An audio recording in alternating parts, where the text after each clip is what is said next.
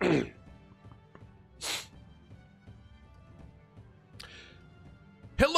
and welcome, ladies and gentlemen of the internet. My name is Mark, and welcome to another episode of the Rogue-a-thon, the series where I play roguelike games from my Steam library, while also talking about the design. First, I'll be playing through a run, showcasing the game and its mechanics, and then I'll give my overall thoughts on the game as a whole. Timestamps below if you want to skip ahead. Today, oh boy, today we're taking a look at Wizard of Legend 2, Early Access. This is a stream I was very much looking forward to and definitely scared to do. I will definitely explain why I mean by that as we start, as I play through it. As usual, I'll have my rant at the end. This might be a longer rant than usual, I will say, because I got quite a few things to talk about in this game. This game has been a bit of a conversation the last few weeks for a lot of people in the industry, because Wizard of Legend is kind of like a very beloved game to many people, and the second iteration of the game definitely took a different step, took a step towards a different direction, which a lot of people are not super happy with. Beyond that, a lot of people also claim that the game is just not very well polished. I will not spoil anything on my end as to give my overall thoughts on the game until the very end. Although I'm sure that if you follow along, you might get an idea of what I thought of this game. But it's definitely a lot of interesting things to talk about. So I'm excited to share that with you all. Hello, super late. Yeah, I know. Okay, so the game kept on crashing, and I was a little late. But it was a combination of two things, but yeah, the game did crash a little bit. I don't care if the game crashes, by the way, and bugs and stuff. Usually, it's still early access. I still think I've said it many times, and I think that if you are going to be putting a game on Steam, whether it's early access or not. Sorry, no. If you're going to put a game on Steam that is early access, that people have to pay for it, I don't care if there are if there are issues, then these issues better not be major because people still paid for the game, even if it's still early access. Using that as an excuse, I think, can be a bit risky sometimes. The early access title is a bit of a controversial topic at best. Well, that's a great sign. No, just wait. No. Don't worry. We'll see as we explore together Wizard of Legend 2. So, I'll give a bit of a backstory in just a moment. Checking out the settings, we've got a few things. Nothing too crazy here. We got our news. We got the feedback. I will say the feedback tab is fantastic. I can't really show it because it will just open a browser, and I'm a little lazy to figure out how to do the browser situation. But there's like a full forum with a lot of different tabs that you can choose to fill, like a gameplay, aesthetics, blah blah blah, and you can choose to give your feedback in however way you want. It's great, and I think these games really. Indie games really do benefit from the fact that they can be in early access, use that as an advantage to get feedback from players. That's how Hades became one of the better games out there in that genre, in my opinion, because they really did use the early access to their benefit in order to get feedback from players and really, get a solid game out there. So let's jump into it. As you may see, I've played for about 6.5 hours, so nothing too crazy, but plenty for me to give my full. I'm pretty confident with the amount I've played that I know what to say about it. So before we get started, now we do have to make sure that we praise our cookie lord. Also, this is a game where when you tab out, unfortunately, just cuts audio. What can you do? Bada boom! 2 cookies to add to the pile. We're at 2.1 trillion cookies, looking pretty solid so far, if I may say so myself. Back to the game. Here we go. All right. Let's take a look at Wizard of Legend 2. Look at this beautiful looking game. My gosh, I love this. I'm starting fresh, I know, but I love this part of this particular level so much visually. I love the fact that it's all feels like hand-drawn, but it gives this great sense of like depth, and it feels like this entire building is like large and it's beautiful. I know that immediately people were a little scared of the art direction when people saw trailers in comparison to the first game. Understandably so. It is very different, but I will say it is I mean, it looks beautiful. I think visually it looks fantastic, but I do understand that's definitely more of a preference situation where, I mean, I love the original art style a lot. But I do like, I think they did a pretty good job with the take here. You've got your, you can change your cloak, just like before. You can even customize it a little bit more than you would. You can change your headgear. You can have little cool little customization. All of these are purely just customization. Cosmetics. It doesn't actually do anything, to my understanding. Yeah,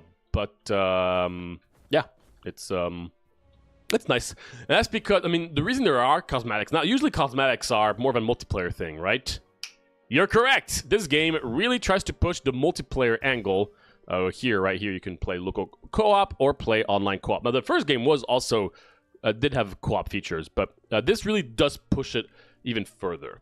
To the point where a lot of the items descriptions are going to have the description as if you had someone else with you, which, yeah, some people do mind that, but it's still pretty specific.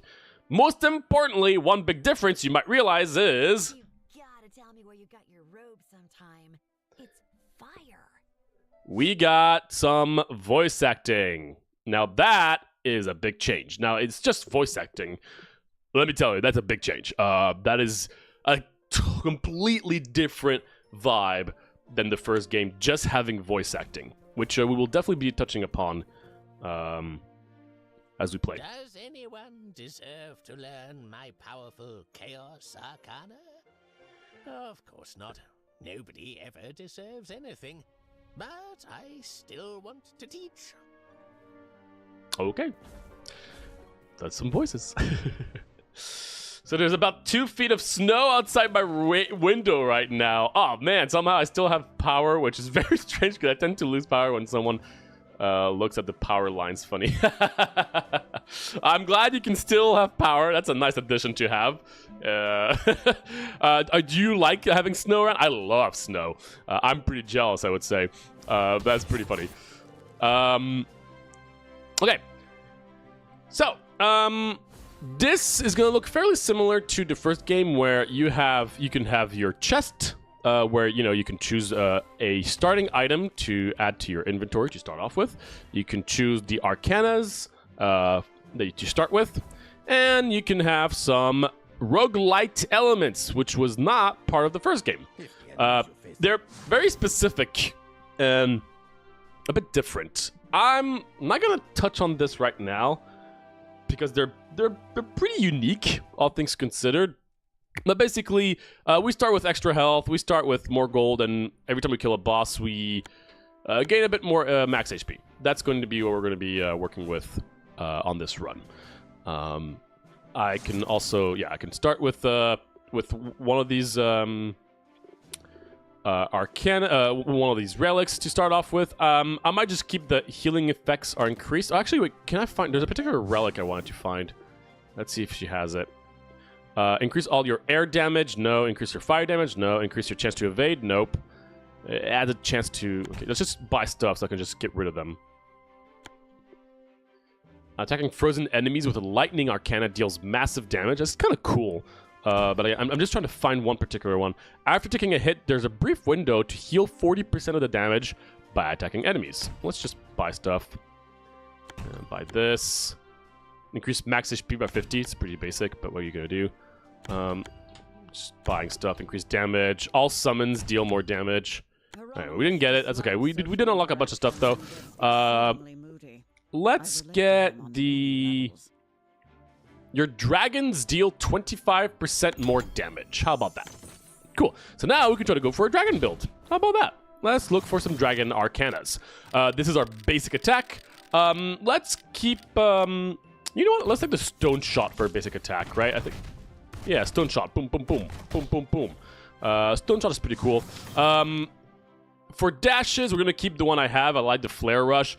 We have the Dragon Circuit as our signature Arcana. And we're going to grab another Dragon-like Arcana here. Let's grab the Dragon Dive. So our signature is this. Boom. And our normal is a bunch of, like, a big dragon attack. So combined with our basic... And of course, the signature, whenever we deal enough damage, we gain signature charge, and then we can use our signature ability to do a huge version of our signature attack, which is the dragons. So these dragons deal a lot of damage thanks to the item that we have. So that's going to be our build we're going to play with today.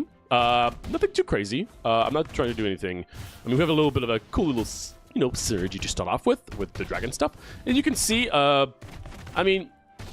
Depending on depending on the people, I think visually, these attacks, the VFX, feel pretty freaking awesome, which is pretty important for this game. You know, this game is a hack and slash, very fast-paced game, if you know the original. I am going to assume, I'm still going to explain as much as I can, but I'm still going to assume assume that a lot of people that are watching this have an idea of what the original game looks like, feels like. If not, don't worry, I'm still going to be explaining pretty much everything, but I'm going to be more like, oh, in the first game you could do this and it feels different here, that kind of stuff. We'll be having these conversations for sure. Not enough chaos gems means We got no Surgic.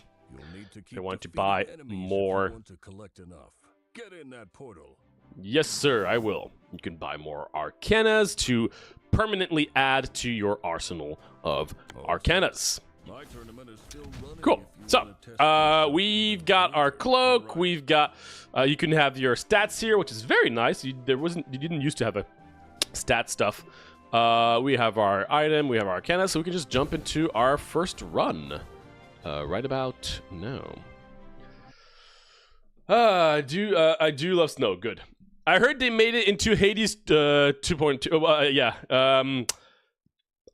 I'll touch on that at my rant. This is awesome. Is it me, or are the numbers on those items a tad small? Numbers on those items? Like, what do you mean the numbers on those? Oh, I mean, like maybe over there. I didn't fully see it. Everything.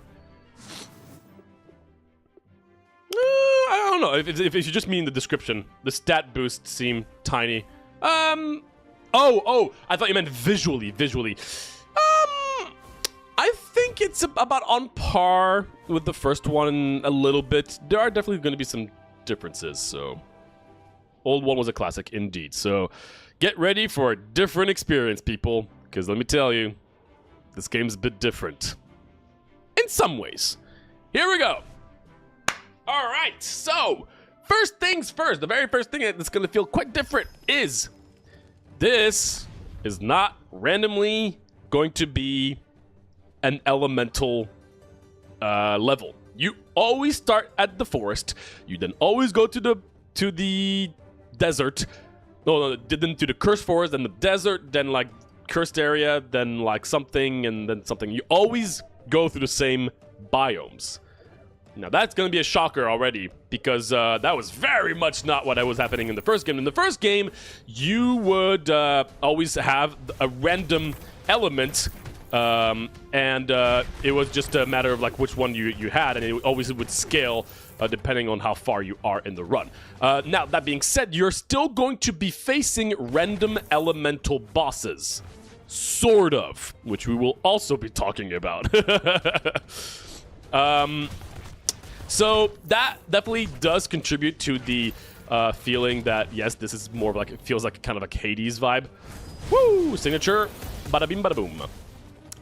Where, yeah, it's just pre-made, like you always have the same biomes. But you're still going to have some uniqueness from the different elemental bosses you're going to be facing. Because just like the first game, you might face the lightning guy, the stone guy, it doesn't matter. Yeah, they're all going to feel different depending on how far you are along in the run. I took some damage there, I didn't think so.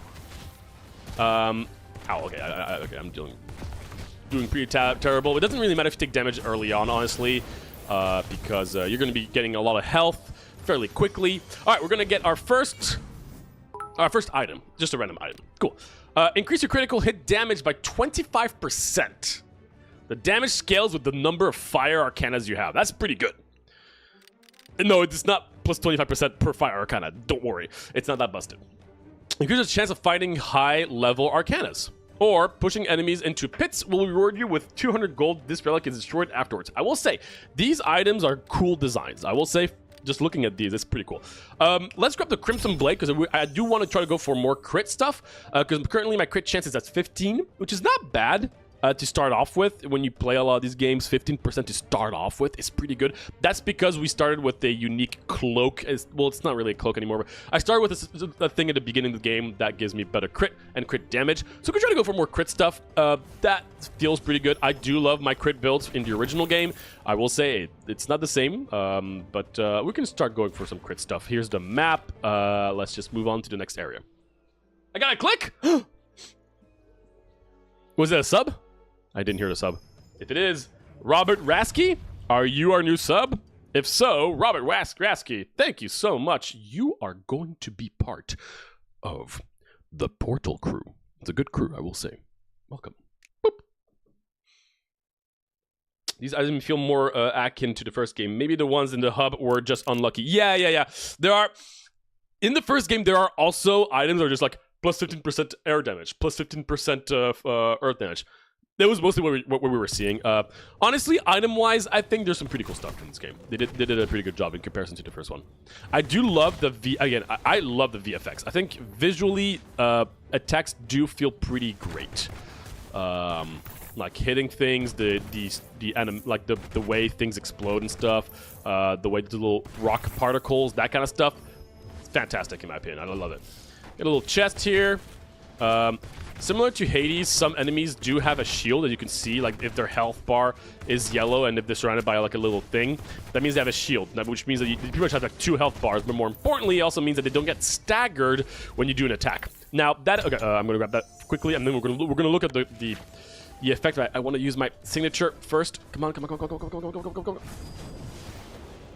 It didn't trigger because of a weird... No, it's not like bug, but it's just a weird thing where if I move while I hit it, it kind of cancels my attack, which was not the case in the first game. I don't really love that, but anyway. Let's take a look at the item that I did grab. It is increase your max HP by 30. The amount scales up with the number of Earth Arcanas you have. Now, I kind of wish it would tell you the amount, right? Because like 25%, I don't know what 25% is, knowing that I have a Fire Arcana. So if I drop this, it actually doesn't...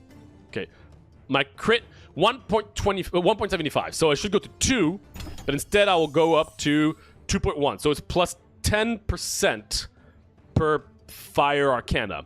And for the Earth one, my max HP is at 390. Sad it doesn't... It's just a quality of life thing, but they don't update it when I drop the item. I have to get rid of... I have to go back to my inventory. 340. Okay, got it. So it's 50, so that's plus 20 HP per Earth Arcana. Oh no, sorry, plus 10 HP. I have 2 Earth Arcana. That's not a huge amount, but it's still something. That's not too shabby. Yeah, weird. The first game did tell you that stuff. Yeah. There's... Well, I mean, obviously, I can't hide literally everything until the very end of the video, of the stream. There are some pretty bad quality of life things they need to update. Information is not great, and I mean, I guess that is not... I don't know if you would call it quality of life improvements, but there are some quality of life improvements. There's they need to do, which will be done. You know, this is early access, but I still feel like for an early access game, there's a lot of really weird things that should have been done very obviously, in my opinion. Oh shoot, I took some damage there. We got a hidden chest here. It's just some chest. Boop. Thank you. Let's go over there. So yeah, similar to the first game, you know, you're gonna have the same stuff. You're gonna have your Arcana shop, your normal shop, and a random NPC kind of thing. This is the Arcana shop.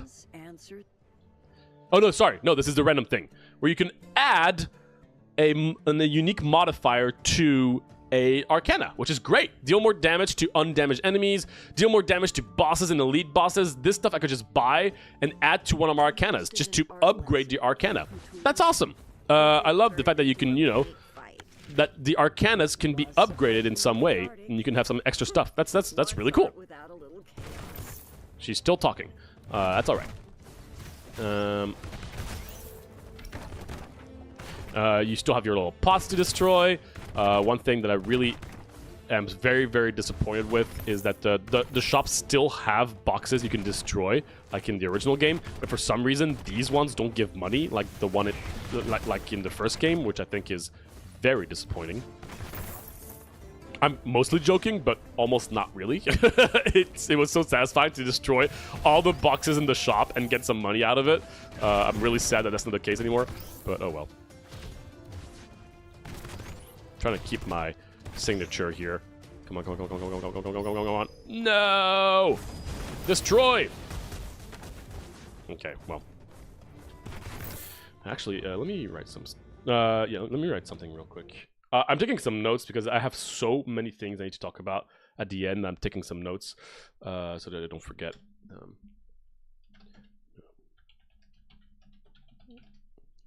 Leaving area. Yeah, okay, cool. Sorry about that. And we are back. All right. Would have been really funny if she launched into an entire story that lasted like 5+ minutes. You could just hear her across. Yes, very much. Very much. That would have been very funny. Now, one thing that I should note, which I will also note at the end, but I think it's important for me to bring up. I do, like, my like, main job outside of music and YouTube is I work in the voice acting world. I am a lead engineer for Capcom, and I also do voice acting myself. So, voice acting is a pretty important thing for me. In this game, going from no voice acting to having a bunch of voice acting was definitely not in my bingo card. Gosh darn it. I thought you would get hit by my thingy. Alright, this is the cursed character from the first game, Nox the Unfortunate. Nobody remembers my crime anymore, myself included. Yes. And those are your cursed items. I will say the cursed items are, in my opinion, way more disappointing than the first one. They're way more situational in ways that just don't feel super satisfying. Your basic Arcana deals 40% more damage, but all others are decreased. We're not going for basic Arcana, so no. Increased melee Arcana, but reduced projectile. We have a combination of both. Your signature Arcana charges every 30 seconds. However, your signature can no longer be charged by any other means. Sure, whatever. Each enchantment on your Arcana increases its damage by 10% and cooldown by 5%. I don't really understand what that really fully means. Enchantment. They don't really explain what that is. There are so many ways to modify your Arcanas that I don't know what an enchantment is. It's really hard for me to know. I've played this for 6 hours. I still don't fully understand what they mean by that. Your max HP is reduced. Each enemy slain will add to your max HP. Okay, I think we could try to go for that because it's a super early, right? But I'd like to know how much health I have. 390, so we can try to keep track of that, right? 390. 156. So really, yeah, that's 40%. But, I mean, yes, but so we have to try to go back to at least that number for it to be worth it, obviously. So we'll see how long it takes. Watching your Blue Hunter video, do you recommend the game for Slay the Spire veterans? I would say currently in its state, no. I think the game is a little too early access, doesn't have enough unique elements about it. I think there are more interesting Slay the Spire-like games out there. I think Blue Hunter definitely needs a bit more content and a bit more originality in terms of the different encounters. I think a lot of the encounters are a little generic. So no, I think it has a cool trajectory. It has some interesting ideas. I think it just needs a bit more content, a bit more fleshed out. Currently, not so much for me.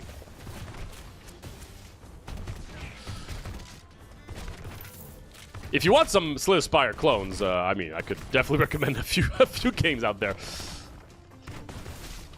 I do like the little trap mechanics in this game, and there were traps as well in the first one, but I do like how they feel in this one.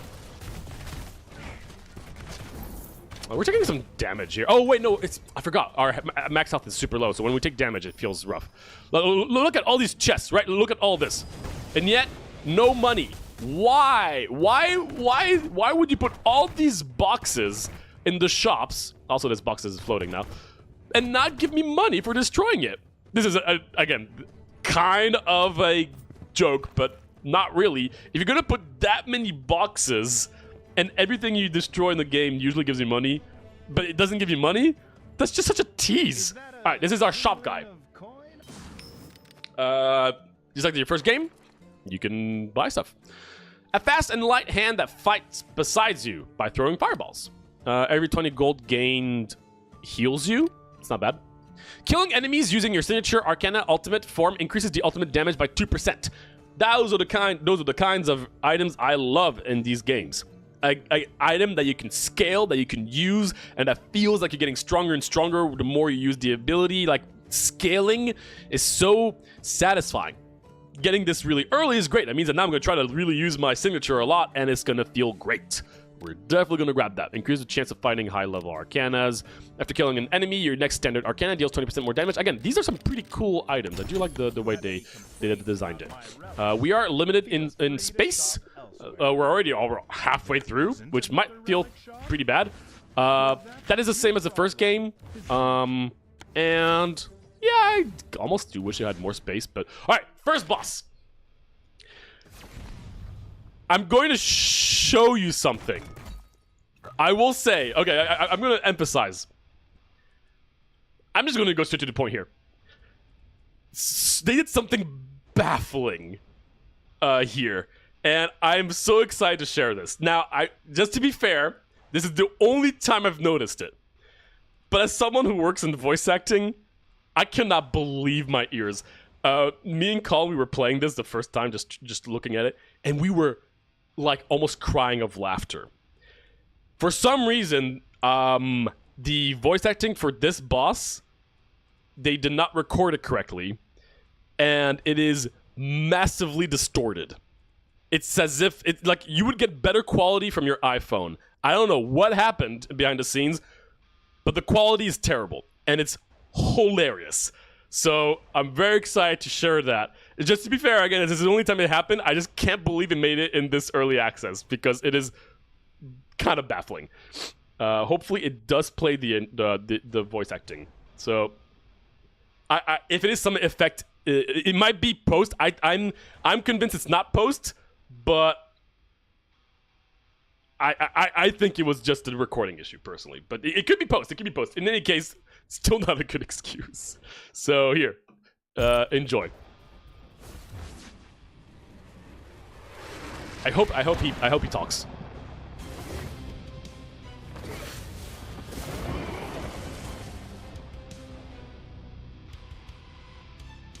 Earth Arcana might ground you, but it can't break the silence like my thunder can.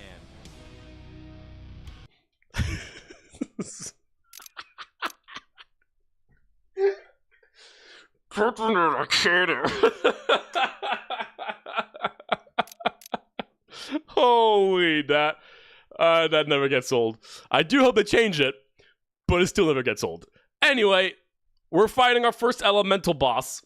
Very different playstyle than the first game, I'll say right away. If you know the first game, you know how it works. This time around, it's going to feel different. Some 2 tin cans connected by string quality audio. Yeah, it's not great. Oh, gosh. Now. Yep, you're stunned.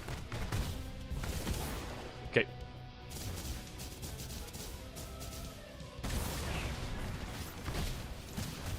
Gosh. Okay. So, that was a little messy. Now, wait. If you want to get your hands on all of the Chaos Arcana, keep it up with the immolation and destruction.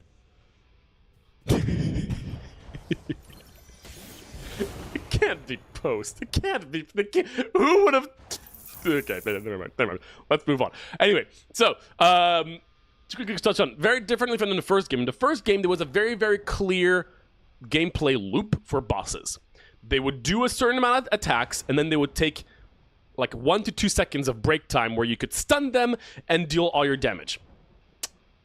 This time around, that's not the case. You just try to attack them whenever you feel like you can. Now, there are some benefits and some downsides to that. I actually don't think they did anything wrong with changing the approach. I think some people prefer the original version where it's just the same loop where for they attack 3 times, you have to evade 3 times, so it's all about evasion and then like throwing all at them and then like you're back to evading.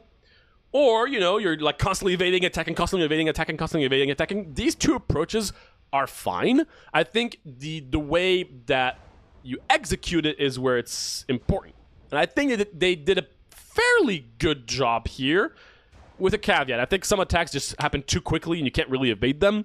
You like the reaction time can be a little too short for some attacks, but overall, I think they did an okay job. I like the original version of the evade, like all focus on evading and then going all in to throw all your attacks at. Both angles can work. Another very important distinction. Now, this is a pretty interesting change. After you kill an elementalist, you can evolve one of your arcanas. Now, that's really cool in concept. So any of the arcanas I currently have, I can transform them. And there are multiple versions that you can choose from.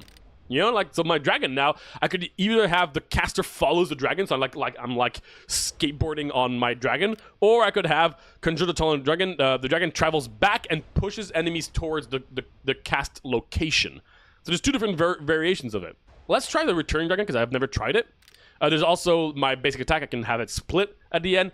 These are awesome, cool. I love like mechanical changes that you can get throughout the run, and you have different options. We'll definitely touch on this much more as I get to the end because there's a lot to talk about for this particularly, but I think the idea is really cool. So now if you look at the dragon, it now does this. It goes back and forth. So like I push them and they come back. That's awesome. That's a really, really cool addition. Really, really cool. All right, next world, not really, like we're halfway through the world now, so we're going to the like darker forest area now. Still forest, but it's a little spookier, I guess. All right, and let's not forget that killing enemies really is very important here. And also trying to use our arcana, like our signature arcana to, like our ultimate arcana to kill enemies is going to make it stronger. So that's very important for us to keep track of. Oops, I was using the wrong thing.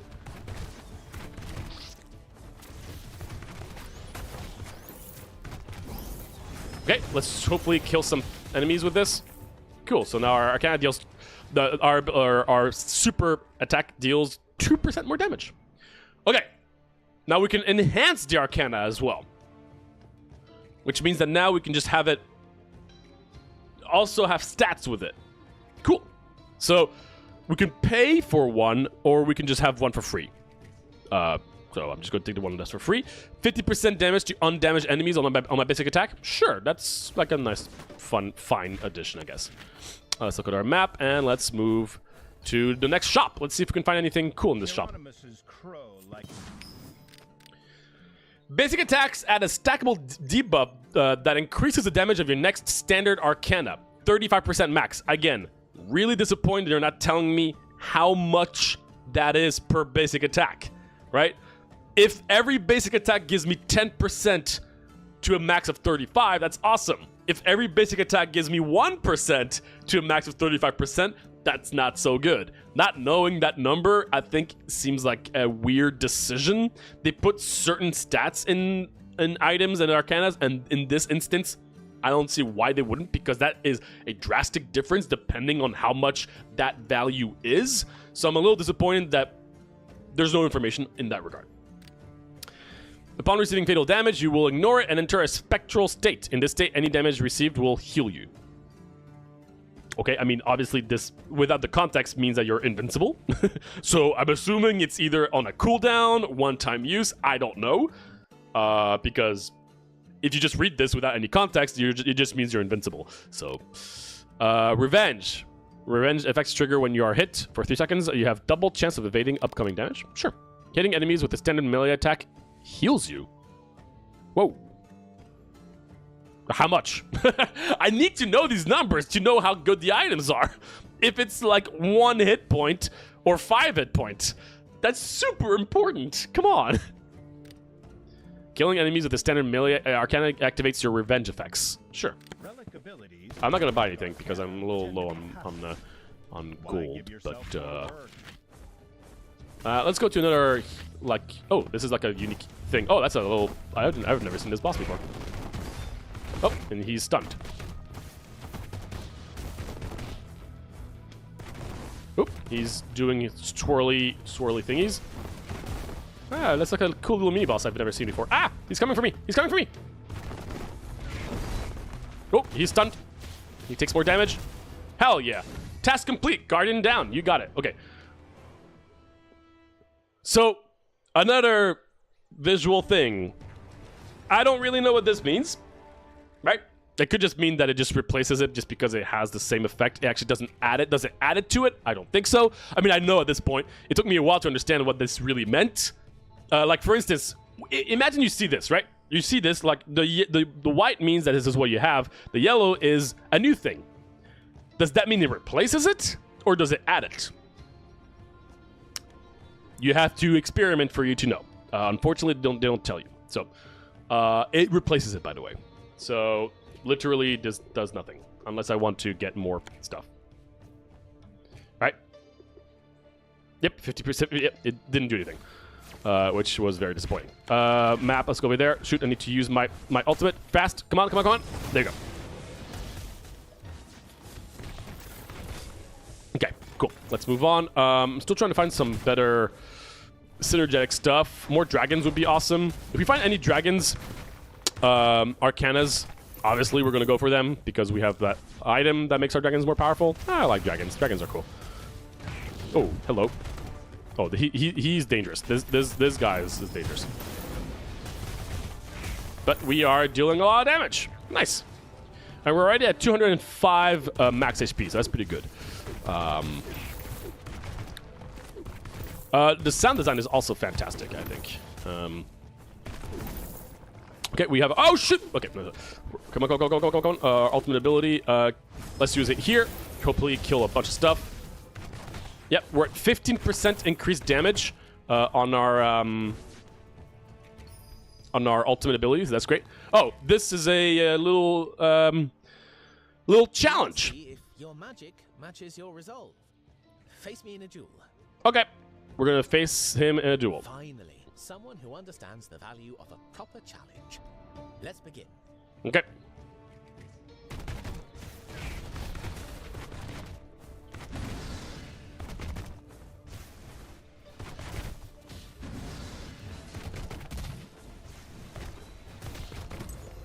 Okay, we killed him. And now we got offered a Arcana. Submerged Strike. Cool. So, we go underwater, and then we can, boom, pop out. Nice. Got an extra little Arcana. Cool. Fun. Arcanas are very, like, really core in this game, so I'm really happy to have another Arcana, especially since I didn't bring this up, but I don't know if you've realized, but when we killed that boss, the Elementalist, not this guy, but like the actual lightning guy who speaks like this. We didn't get an Arcana, which usually you do. So that was quite surprising the first time around.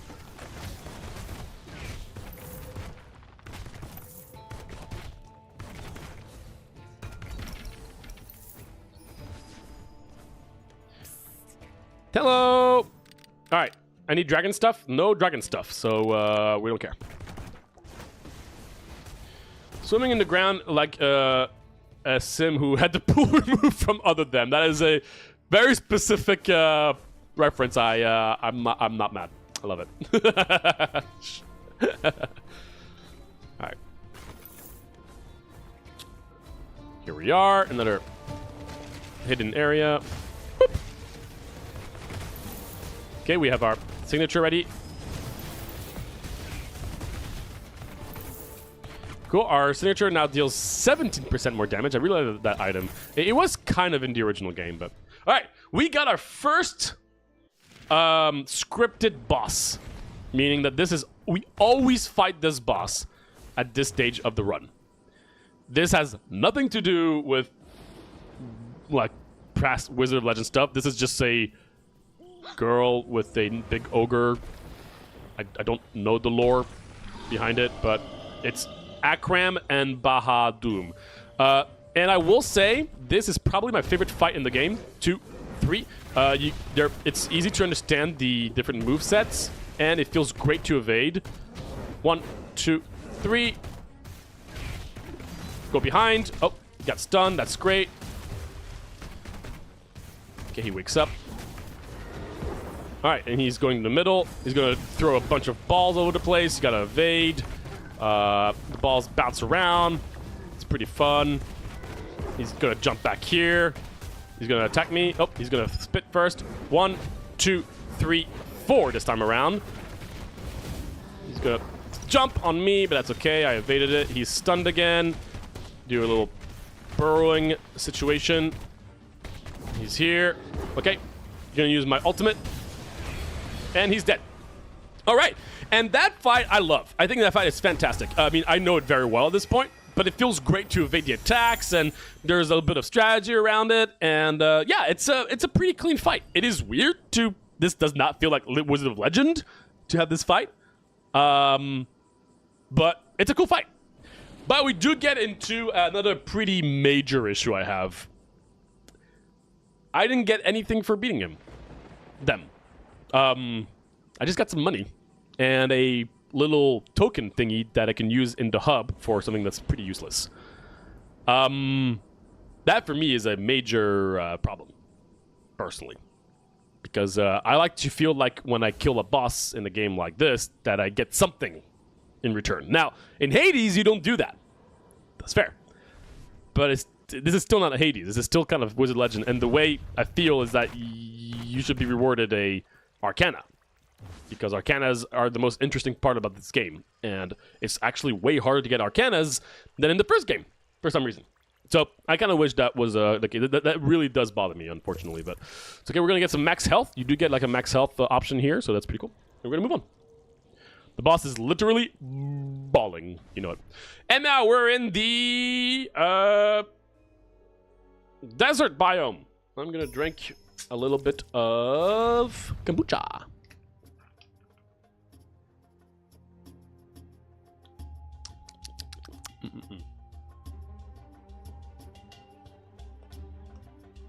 Again, I personally love the visuals here. I think it looks great. Okay. Got a little traps here. You gotta be careful. Oh, I almost took damage. It's okay. I didn't because I'm still a god gamer.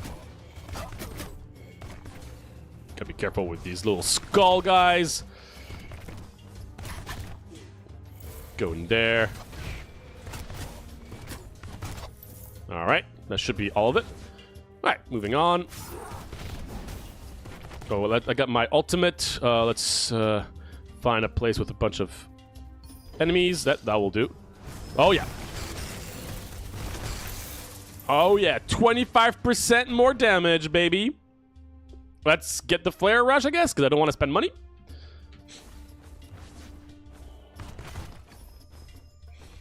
Is that We can add... Deal more damage to afflicted enemies, increase critical damage, or increase critical chance. I feel like critical chance is pretty solid. Let's do increase critical chance to my dragon circuit. Now, once again, I'm a little confused what that means. Is this considered an enhancement? So it is considered an enhancement. Does that mean that I can't get any more enhancements for it? Because apparently other times I would get enhancements...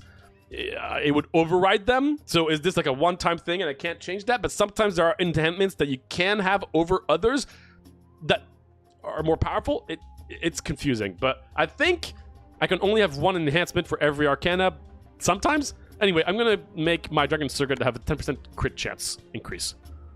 She's doing her little funny thingy jiggles with no sound effect for some reason, and voila.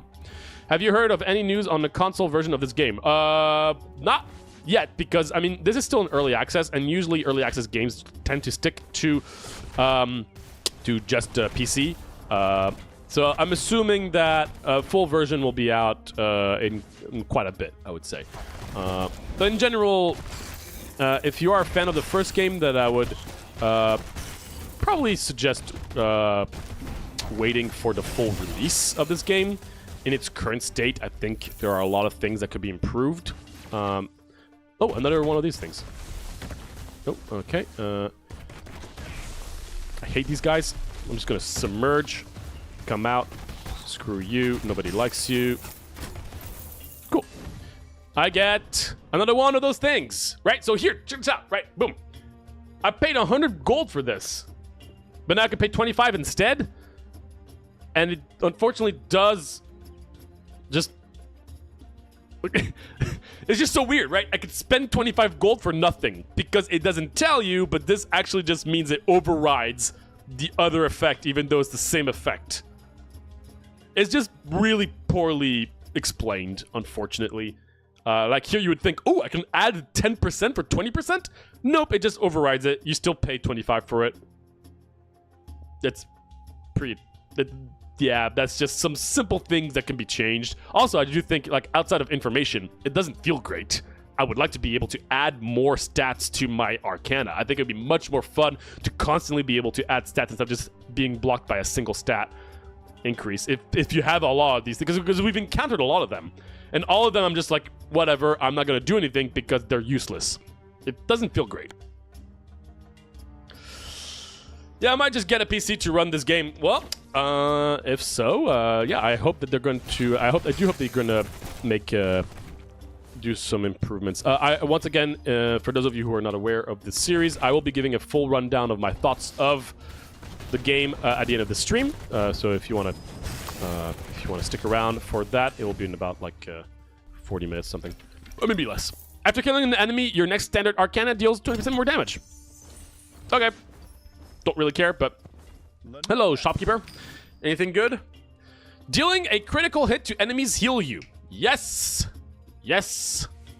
Yes. Part of crit build. We're trying to go for some crit. What's our crit at currently? Crit is at still 15%.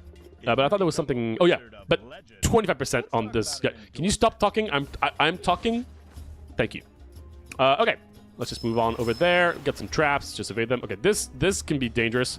Oh shoot! It is the dangerous one. Oh gosh, we need to kill this fast. This fight is completely. Is not well done. It is very much unfun, and he just summons a bunch of enemies, and if you don't kill them fast enough, you just get completely overrun and you just lose. So you have, like, this is like the DPS check. Luckily enough, I'm strong enough to kill him fast, but oh my gosh, I hate this fight. New items. Melee Arcana have an additional 8% critical hit chance. Ooh, that's pretty good. Increase the critical hit chance of your standard Arcana. That's not as good. Yeah. I don't know how many melee... Wait, how many melee ones do I have? Melee Dragon... This doesn't have a tag, so I guess it's not melee. Projectile Dragon... And Projectile. Okay, so I only have my my dragon, like that one dragon, unfortunately. That's kind of annoying.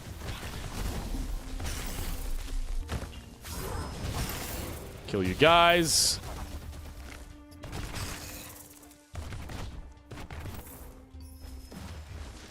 Got another chest here. Okay. Boop. Got some health. We're already at 300 HP. That's pretty good. I wonder if there's a cap on that cursed relic.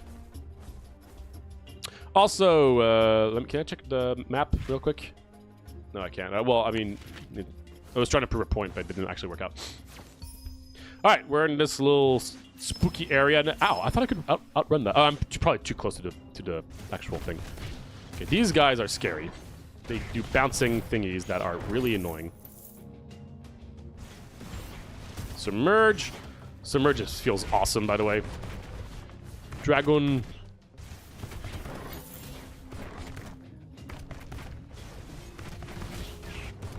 All right. Let's go over here, find some more enemies. Ooh, that took a lot. That was a lot of damage.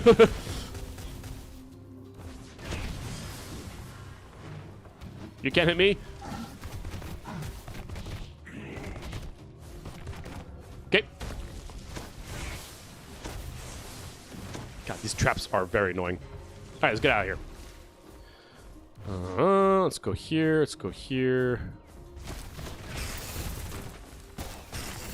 I hate the fact that the Earth Dragon, if it hits the tiniest corner of a map of the area, it just kind of stops. It really is annoying. Boop, boop.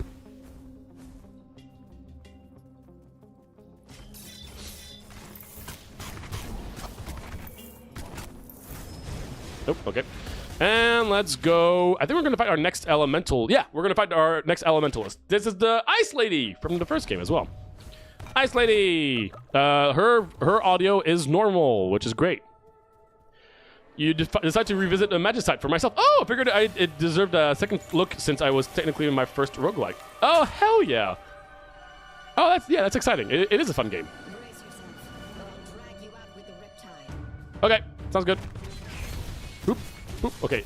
Oh, wait, it's 3 attacks, right? Okay. Oh, she's stunned. Oh gosh, again, like I did not see that attack coming at all. I really wish there would be like some attacks. It's easy to see and predict, but some just not. 1, 2, 3. Oh gosh, it's way faster than I expected. Oh, wait, what the? Did I fall? Wait. Did you see what happened? I fell. I think I fell through the map. I think I just fell through the map. Nope.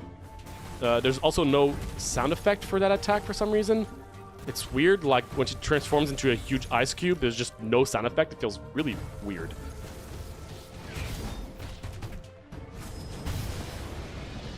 All right. That was a fight. Like, This promo they're really missing some sound effects. But, all right. I got a thing. Okay, so we can finally upgrade our another Arcana, which is like the most exciting part of it. This is so insanely powerful, this particular one.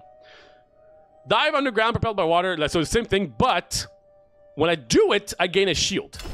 And check this out. So I do it, and now I gain a shield. Now, if you know anything about action roguelikes, what I'm going to say is, if you know anything about them, you might realize how insanely weirdly powerful this is.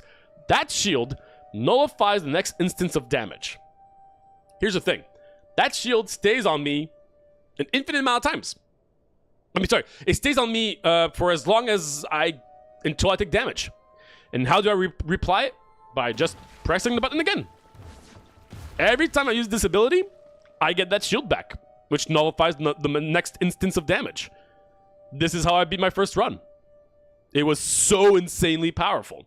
I don't understand why it's so powerful. Also, so it got rid of my shield here, and it puts it back up. That's why you see this big plash, because it also deals a lot of damage when the shield it gets triggered. But since I immediately reapply it when I use it, it triggers it when I go down, which is a huge, beautiful effect, by the way. But that is extremely powerful. Weirdly powerful. But okay. So now we have a consistent way of just not taking damage. Cool. I'll take it. All right. Back here. So the idea is you just never use this attack anymore until you get your shield off. The fact that there's no cooldown, like that it just stays until I take damage, is just so absurd to me. So as long as I have my shield, I'm like, okay, well, okay, I got rid of my shield, so now I'm submerged, and I got my shield back. And next time I take damage again, I'll just submerge and get my shield back. That feels like, my shield is off. I'm going to submerge, and I didn't take any damage. If you've developed any action gaming, like roguelike action games, then this should be a pretty glaring, like, unbalanced check, in my opinion. It's ridiculously powerful, but all right. Still have my shield, so I'm good. Oh, I got rid of it. So I'm just going to submerge, get it back. You know the drill. So obviously it doesn't protect you against multi-hit attacks, right? Multi-hit attacks are still a problem. Oh, I'm out of my shield. I saved so much health already by just doing this. It is ridiculous. It's a little buggy, but I do appreciate the feel of Magicite. Yeah, Magicite is awesome. Kind of nice to go back and play an older roguelike. Yeah, I'm touched by some of the disappointing modern roguelike trends. I agree. And I think Magicite is a pretty awesome game, too. It has such a great sense of adventure. Let's go over there. Yeah, the amount of health I've saved, by the way. Nope, my shield is off. Looks like I would have taken damage, so I'm back here. I'm gonna, once again, enhance an Arcana that I don't want because I can't have multiple enhancements. But alright.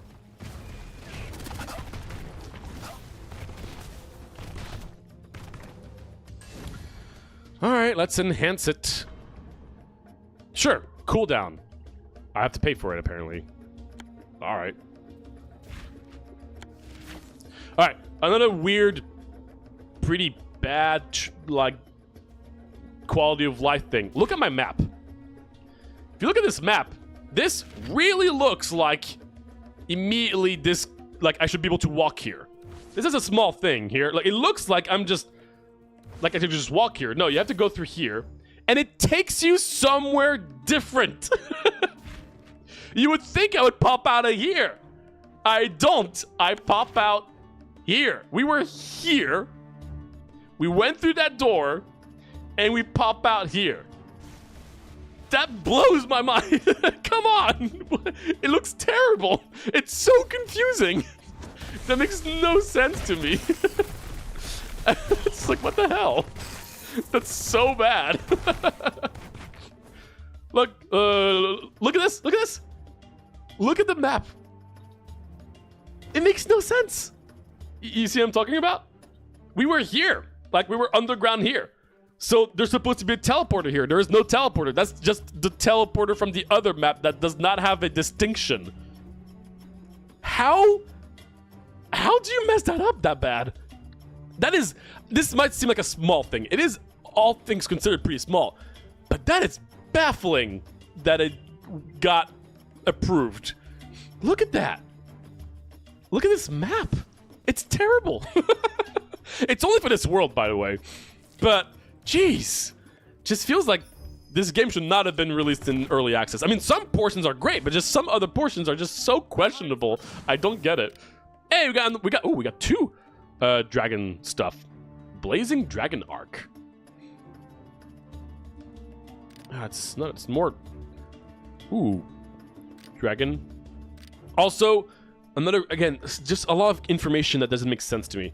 This dragon costs 100 and has an additional 10% crit chance, which it comes with it. That's cool. This dragon costs 200, does not have any bonuses, and is flashing. Why? Why does this one cost less, come with an upgrade, and the one that looks flashier and is more expensive does not have an upgrade and costs more? Now, you would think maybe it's because it's just naturally a more powerful Arcana. I don't think so, because Wizard of Legend, every single Arcana should theoretically be even. So I don't understand why this one is glowing, why it costs more, why this one has an upgrade, but the one that's glowing does not. All the other ones do. I don't get it. Because of the enchanted? Of the enchantment?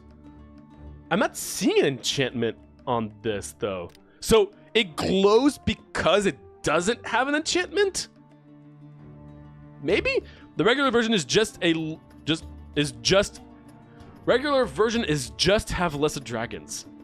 So this is just an evolved version of it. It just doesn't tell you, is what you're saying. Potentially, you might be right. It's just, I don't get where that information is, and I just find that weird. But I think you might be right. This might just be an evolved version, like the other evolved Arcanas. You might be very well. The image is different from the regular. Okay, so you just have to know the regular image from this one. Got it. Cool. Thank you for that, because I've been playing for 6 hours and I still didn't fully understand that. I guess that makes more sense. Yeah, that does make more sense. Cool. I really wish that information was portrayed a little better, but that is good to know. Thank you. All right, I think I'm gonna go for, I guess we'll go for the Blazing Dragon Arc then. Let's see how it feels. Journeys be as exciting as your Arcana. So I still don't know what the enchanted version is in comparison to the original. Because it doesn't even tell you in it. Summons larger damage and burns enemy. Wait a minute. That information wasn't on there when I bought it. The information was just hidden until I bought it? I guess so. It still doesn't show that it's upgraded. Anyway, these little quality of life things, these are just minor things. I'm just surprised there's a lot of them. There's a lot of these things. Yeah, bet. We have to do... clear the enemies in 20 seconds or less.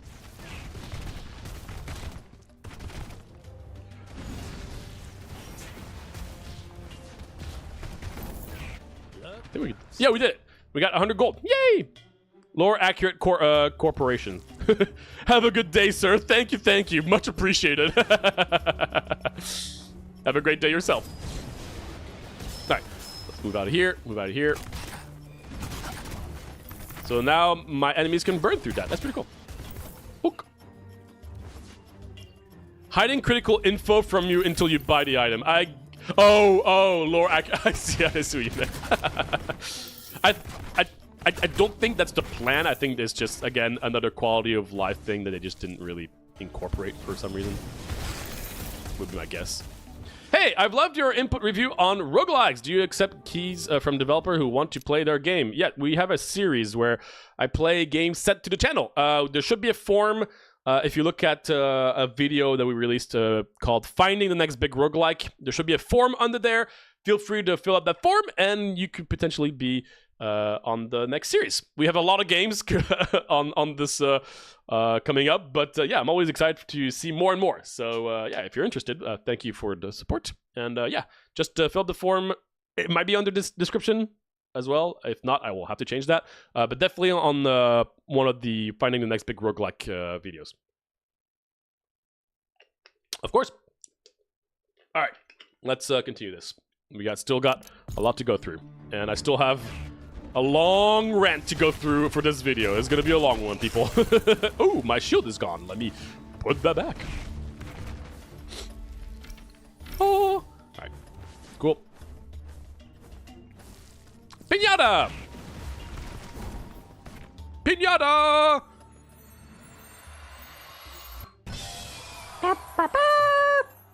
Imp's left hand, a fast and light hand that fights beside you by throwing fireballs. Cool. He's just a fun little fellow. Just gonna follow us around here.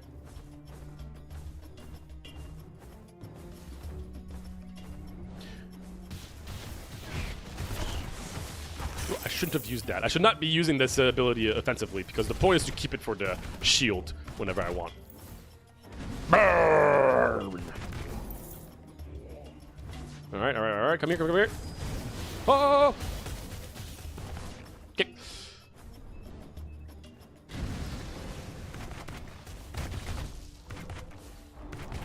I do like these little guys. They're kind of funny. Doink, doink, doink, doink, doink. Oop, my shield is out, so I'm gonna reapply. Again, I have not taken damage since I got that upgrade. I don't understand how that upgrade just like. Overall, I'd say a lot of the Arcanas are fairly balanced, but this one is like, why is it so powerful?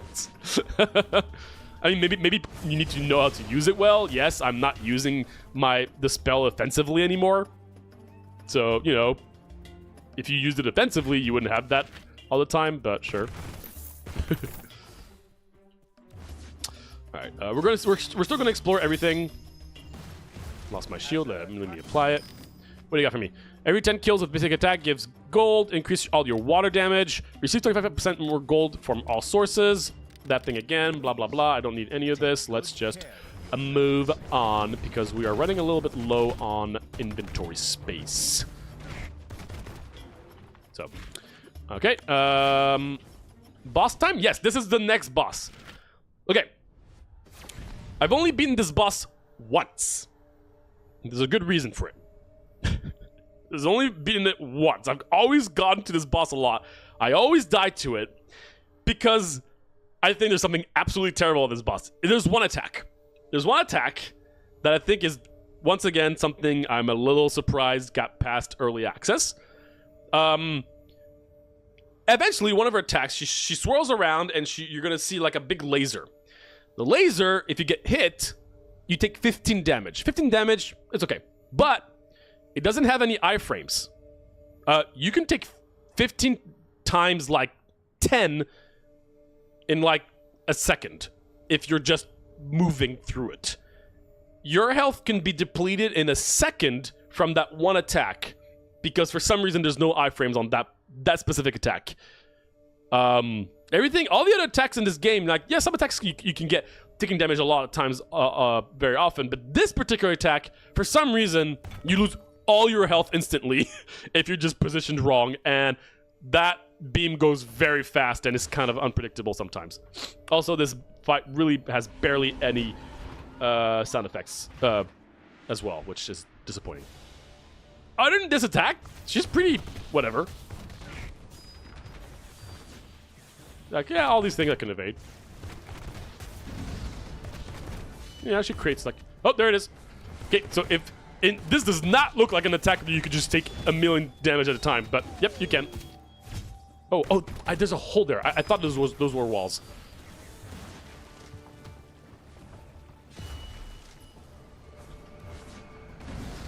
I will eventually try to show it, but I don't want to die instantly, so just give me 1 second.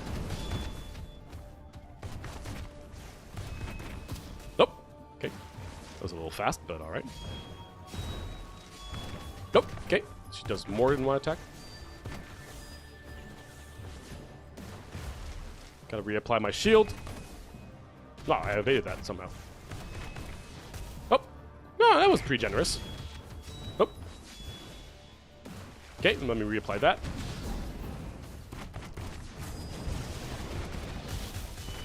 She doesn't feel great in a way where, like, okay, oh, there's the attack, and it's going to be the upgraded version. Okay.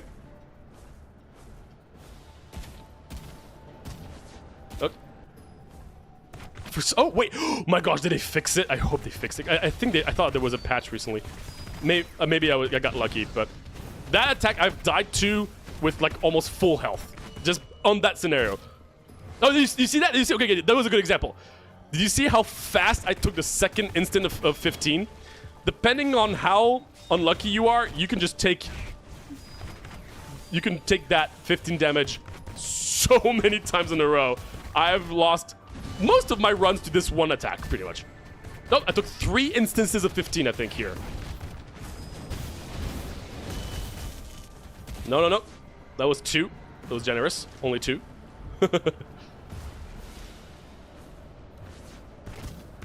See? Oh, okay. I took... Okay, in that instance, I had my shield up. And I still went through it.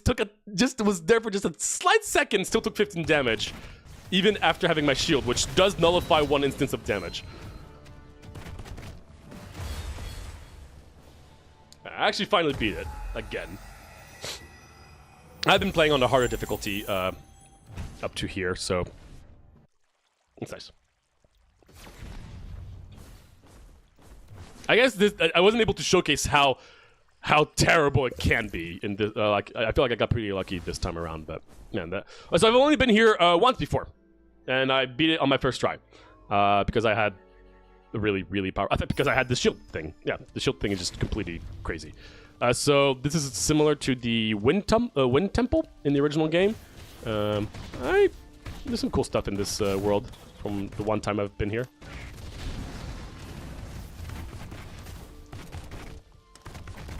So you have to find 3 keys. Oh, there's the Arcana shop, which I don't really need. I have all the Arcanas I need. Yeah, there's some like cool little swords. Why not?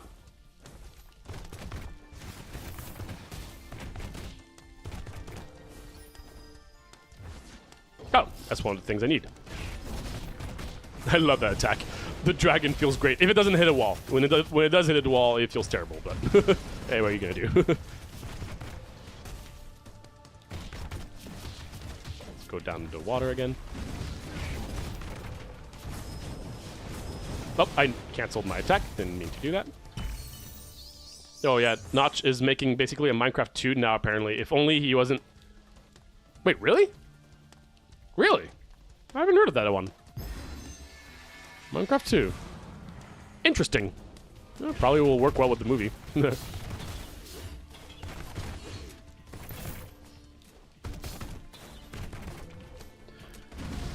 Screw you.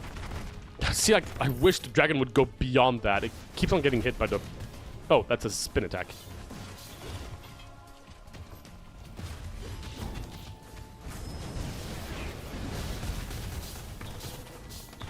Oh gosh, you keep on going.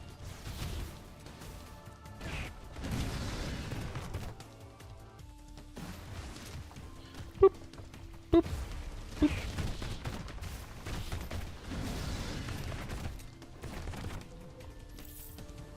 All right.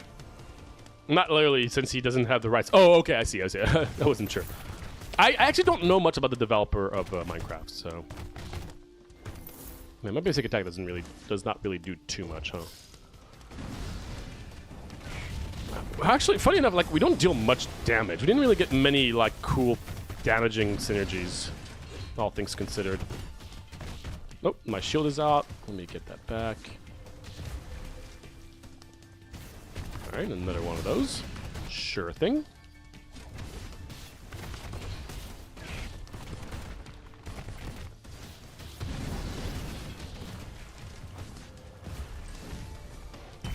Okay, let's go over here. I don't even know if I'm going to complete this floor, honestly. I might just, like, move on.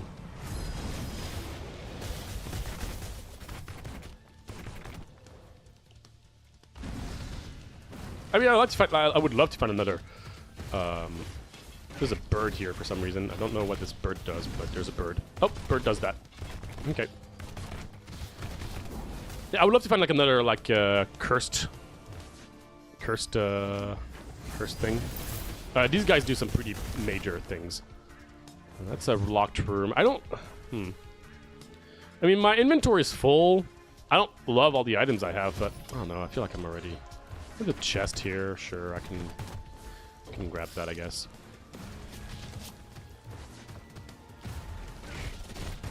I love that attack. When it works, it feels great.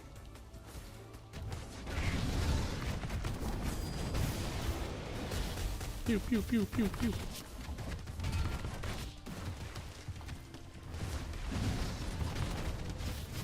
We don't deal much damage. I mean, we're very defensive, which is fun, I guess. But we don't deal much damage. Increase evading chance by 8%. Evading also triggers your revenge effects. Okay, that's some cool ideas, but... Microsoft doesn't invite him to events anymore. Ooh. Alright, mini-boss. This is kind of like in the original, when you finish the floor, you actually get like a mini-boss.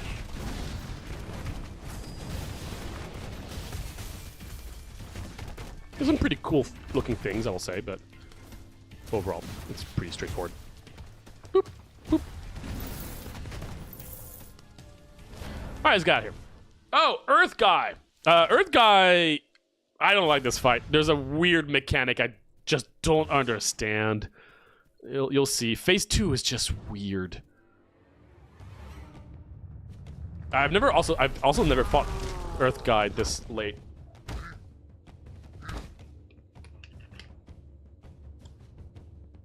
Okay, we're just fighting. Sometimes they have a text, sometimes they don't. Sure. Sure. Okay, it's 4 times. Oh, he's stunned. 1, 2, 3, and 4. Oh gosh. Okay, this. Like, okay, I just like this is a like these things you take multiple like they have multiple hitboxes. It's just like I don't get it because you can kind of dash through it, but then like it's just weird. it just does not feel. Yeah, it just feels weird. Also, it lasts forever. It's like it's hard to know where the hitbox is, but okay. I think he's doing it again. Yeah, he's doing it again. Okay. Like it. Yeah, I do not like this fight. It's just so weird. It just doesn't feel normal. Like, how am I evading some of these? Like, I don't get it.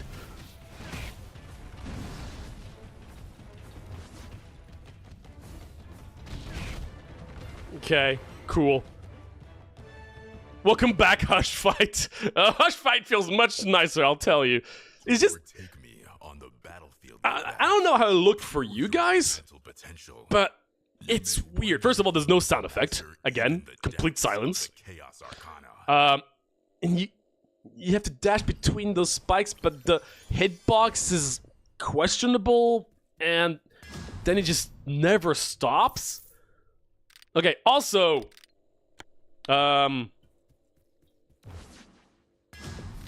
yeah, so the Dragon Eye only has one possible upgrade. Some spells have multiple. This one only has one. Some spells don't even have any. I don't know why. So I guess... Okay. Also, I feel like that upgrade just makes it worse. So I'm just going to take the splitting stone shot. So now our thing splits.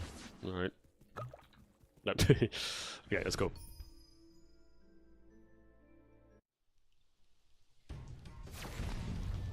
I think, unless it wasn't obvious, you might get an idea of my overall thoughts of this game before even getting to the rant. I have a lot of issues with this game, and I don't understand it. Oops. Oh, shoot. Oh, this does not feel good right now. Oh, gosh, I really wish the stone stuff would go over, but... Oh, gosh.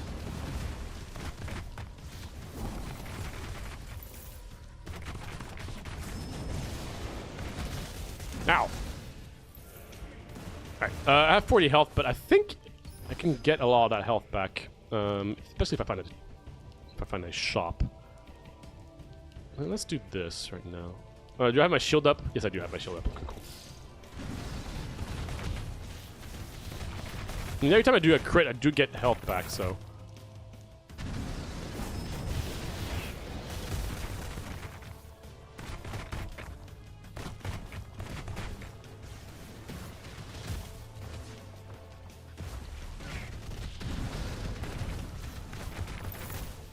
Okay. Okay, so here, look at that, 17% instead of 10. So, cool. So there are different variations of it, depending on how far you go. Again, I wish you could stack them instead of just replacing it, but alright, sure. I'll get it for free.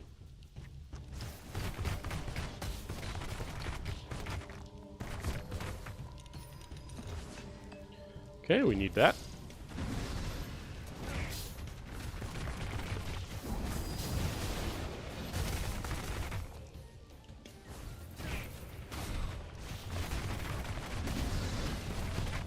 Oh, my shield is off. Let's bring that back.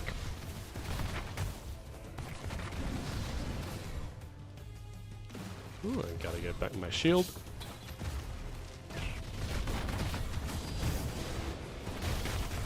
All right. Let's get that portal key.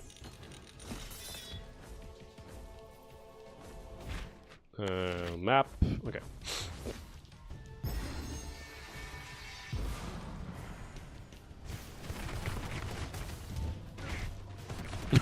Wait. It fell? It's a floating thing. How did it fall if it's already floating? That's weird. All right. So I guess it's not flying. Didn't expect that floating hammer to fall off, but alright. Yeah, these guys are pretty impressive. I think they're pretty cool. They have some pretty cool attacks. I don't think I care about any of this stuff. Just gonna head out. Oh, hello. Sure, oh, I can fight you.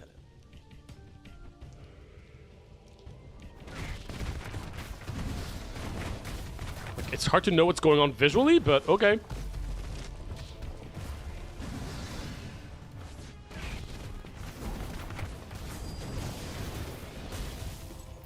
Okay, he's dead. He gives me an Arcana. Release a volley of piercing winds in a cone. Wow, that feels extremely underwhelming.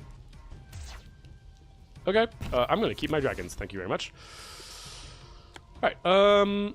Wait a minute. Okay, whatever. Let's move on. Oh wait, there's a portal there. Oh, that's what I want. I want one of those portals. Right there. Cool. Also, yeah, you can take damage while you're in that menu, by the way. It does not feel good. Oh gosh.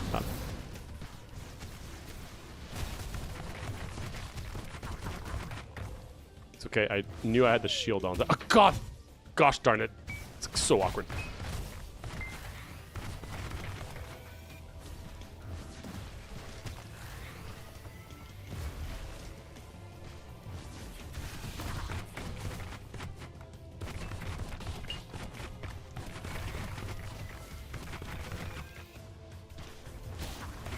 Alright. Hopefully I can get some crit stuff here. Let's see. Reduce Arcana cooldown by 50%, but you receive double damage. No, thank you. Increase evading chance by 40%, but you take double damage. No, thank you. Your damage is reduced by 50%, but scales up with your kill counter. I didn't even know I had a kill counter, by the way. Increase melee attack. Nope. Destroy an Arcana slot each time you die, but you revive with 35% of your health. I mean, theoretically, that's pretty great. I'm probably going to keep that. No, I have space. Yeah, let's do it. I mean, there's no downside to it. It's kind of weird, right? There's no downside to this. Destroys an Arcana slot each time you die. If I didn't have this, I would die. So there's no downside to it. Return with ice cream. Oh, I'm very, very happy for you. Okay, so cool. I'll take it. I'm out of here. All right. Gosh, I really wish the menu was faster. All right, let's go over there. I really do not deal much damage, huh? I don't think there's any reason for me to kill these guys. I'm just gonna move on. Ooh, this thing is pretty... Ah!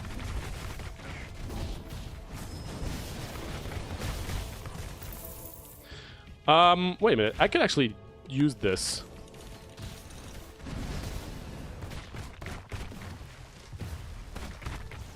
Let me see. The Arcana is still there. Yeah, okay, it is still there. It doesn't show you in the map. Another weird choice, but if I go here and I go to her, can I choose the Arcana I want to get rid of? Yes, I can. I can get rid of the Gust Volley. She give me boost drop health orbs when changing their Oops, sorry. Bosses drop health orbs when changing their phases. That's pretty cool. That's a nice little... that's a cool item. After killing an enemy, something happens? Yeah, let's get rid of that. That is a cool item. I think that's pretty unique. Let's grab my dragon back.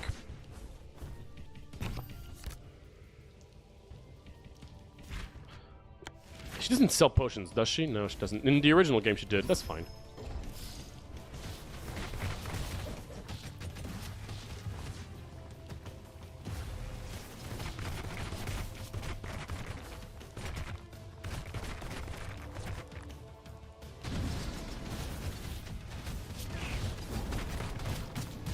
Ah, I'm trying to press a button! I was stun locked! You're not supposed to be stun locked! What the hell? I was pressing a button! What the hell? That was annoying! Come on! Alright, I need to find a shop now, because I definitely need to heal. And there he is. Got your eye on. Health. Another sale, another satisfied customer. You are satisfied? Alright.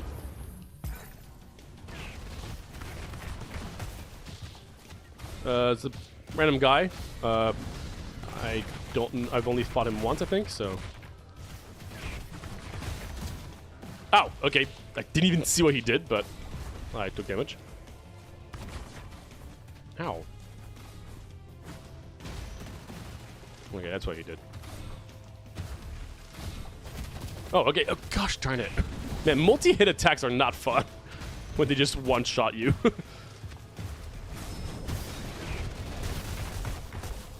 Okay. Well, we're not looking too good for the boss, but we'll do our best. Oh. No, yeah, there you go. Yeah, boss time. I've only fought... This is the final boss of the early access. I've only fought it once, so wish me luck. We only have 110 hit points. So Queen and King, I think. King and Queen, sorry. Alright, I don't really know their moveset, so... there are some cool things I liked about it. Ow, you just stunned me.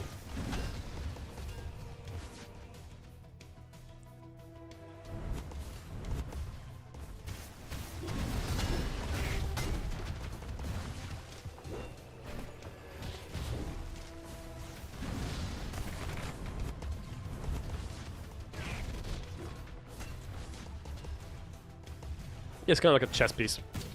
Oh gosh. Dude, like some of these attacks just come out of freaking nowhere. Ooh. Ah!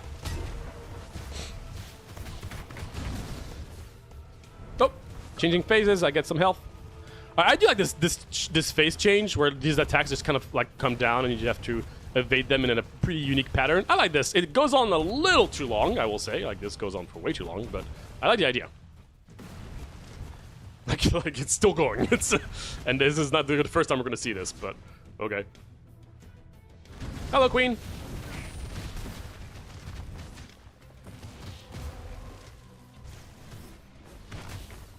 Ah. Ow. Man, this game has way too many multi-hit stuff. That just does not feel good. It's not fun to just take like multi-hits. Okay, that was bad at the end for me. Try using chaos gems and arcane chromo to Oh, well, one shot you know what I mean. Oh, shoot, I forgot. Oh, wait. Oh, I'm still alive. It's weird because like the guy started talking to me as if I was dead, but I guess it triggers that like death-like conversation even though you're not dead. Interesting. All right, next phase. Yeah, you're right. Yeah, it's not like a one shot, but you know what I mean. You know what I mean. Yes, fine. Okay, so I lost my dragon thingy. Again, like, why is this so long? Still going. Again, I love the attack pattern, but...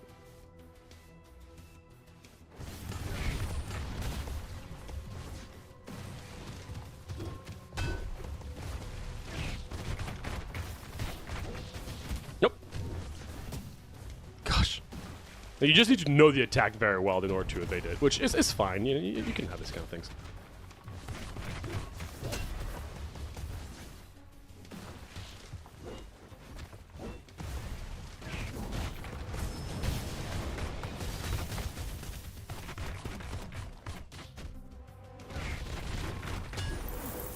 Okay, congratulations, I won. It's instant window.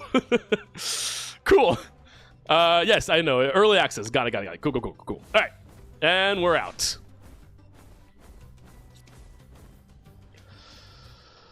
Whew. All right, hey, second time I've ever beaten this. Nice. Total time 12. What?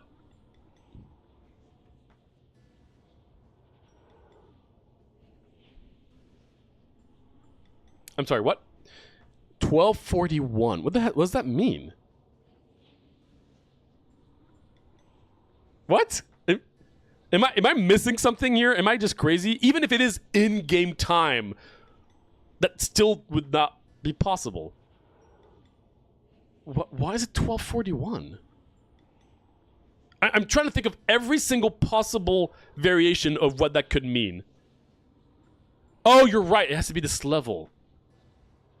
It has to be this level. Wait, what?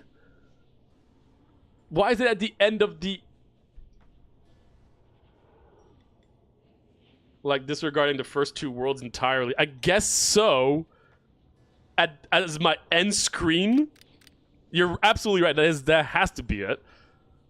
But why? What? That is my end screen. Look, enemies defeated. That's the entire run. Like 478, 478. That counts all the worlds. Why? There are so many... I have so many questions about what the hell happened behind the scenes in this game. Some things are just so glaringly just mistakes that are so easy to catch and so easy to modify, which I know is going to be the case. But why was this put in early access with these weird, tiny things like that? These are very basic mistakes that should have been fixed. I'm just baffled.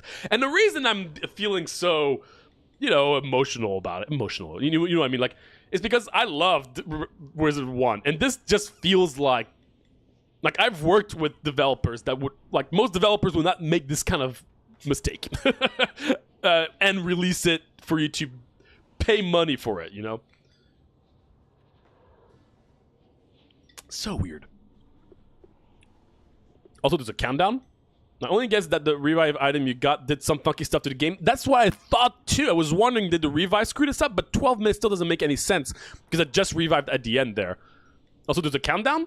I don't know what that means. I'm assuming it just automatically goes back to the screen for some reason. 12 minutes since I got the item, just straight up a bug. It's a good question. I don't know. I don't know. It's just too weird. Okay, it just automatically, there's an automatic, Okay.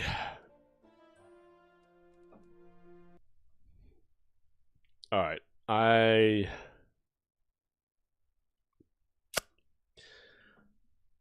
still no. It was only 9 minutes real time between getting the item and the run end time. Yeah, nope.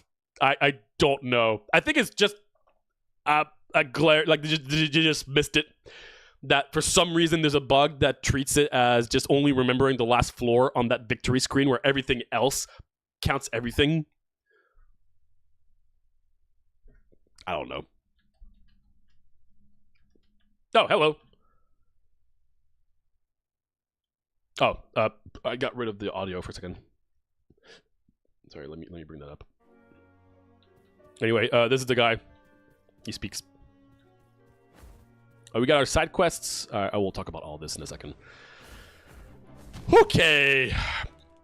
Sit back and relax, people, because this is gonna be a long rant. I will try to look at chat every now and then as I talk. I have some notes. I'm going to go pretty deep in this one, because I think there's a lot of interesting things to bring up for this particular review. I don't exactly know how I'm going to structure everything, but I do have some notes. Wish me luck. Hopefully I can keep that under like an hour. Hope you're ready for some ranting. Okay, let me think about this.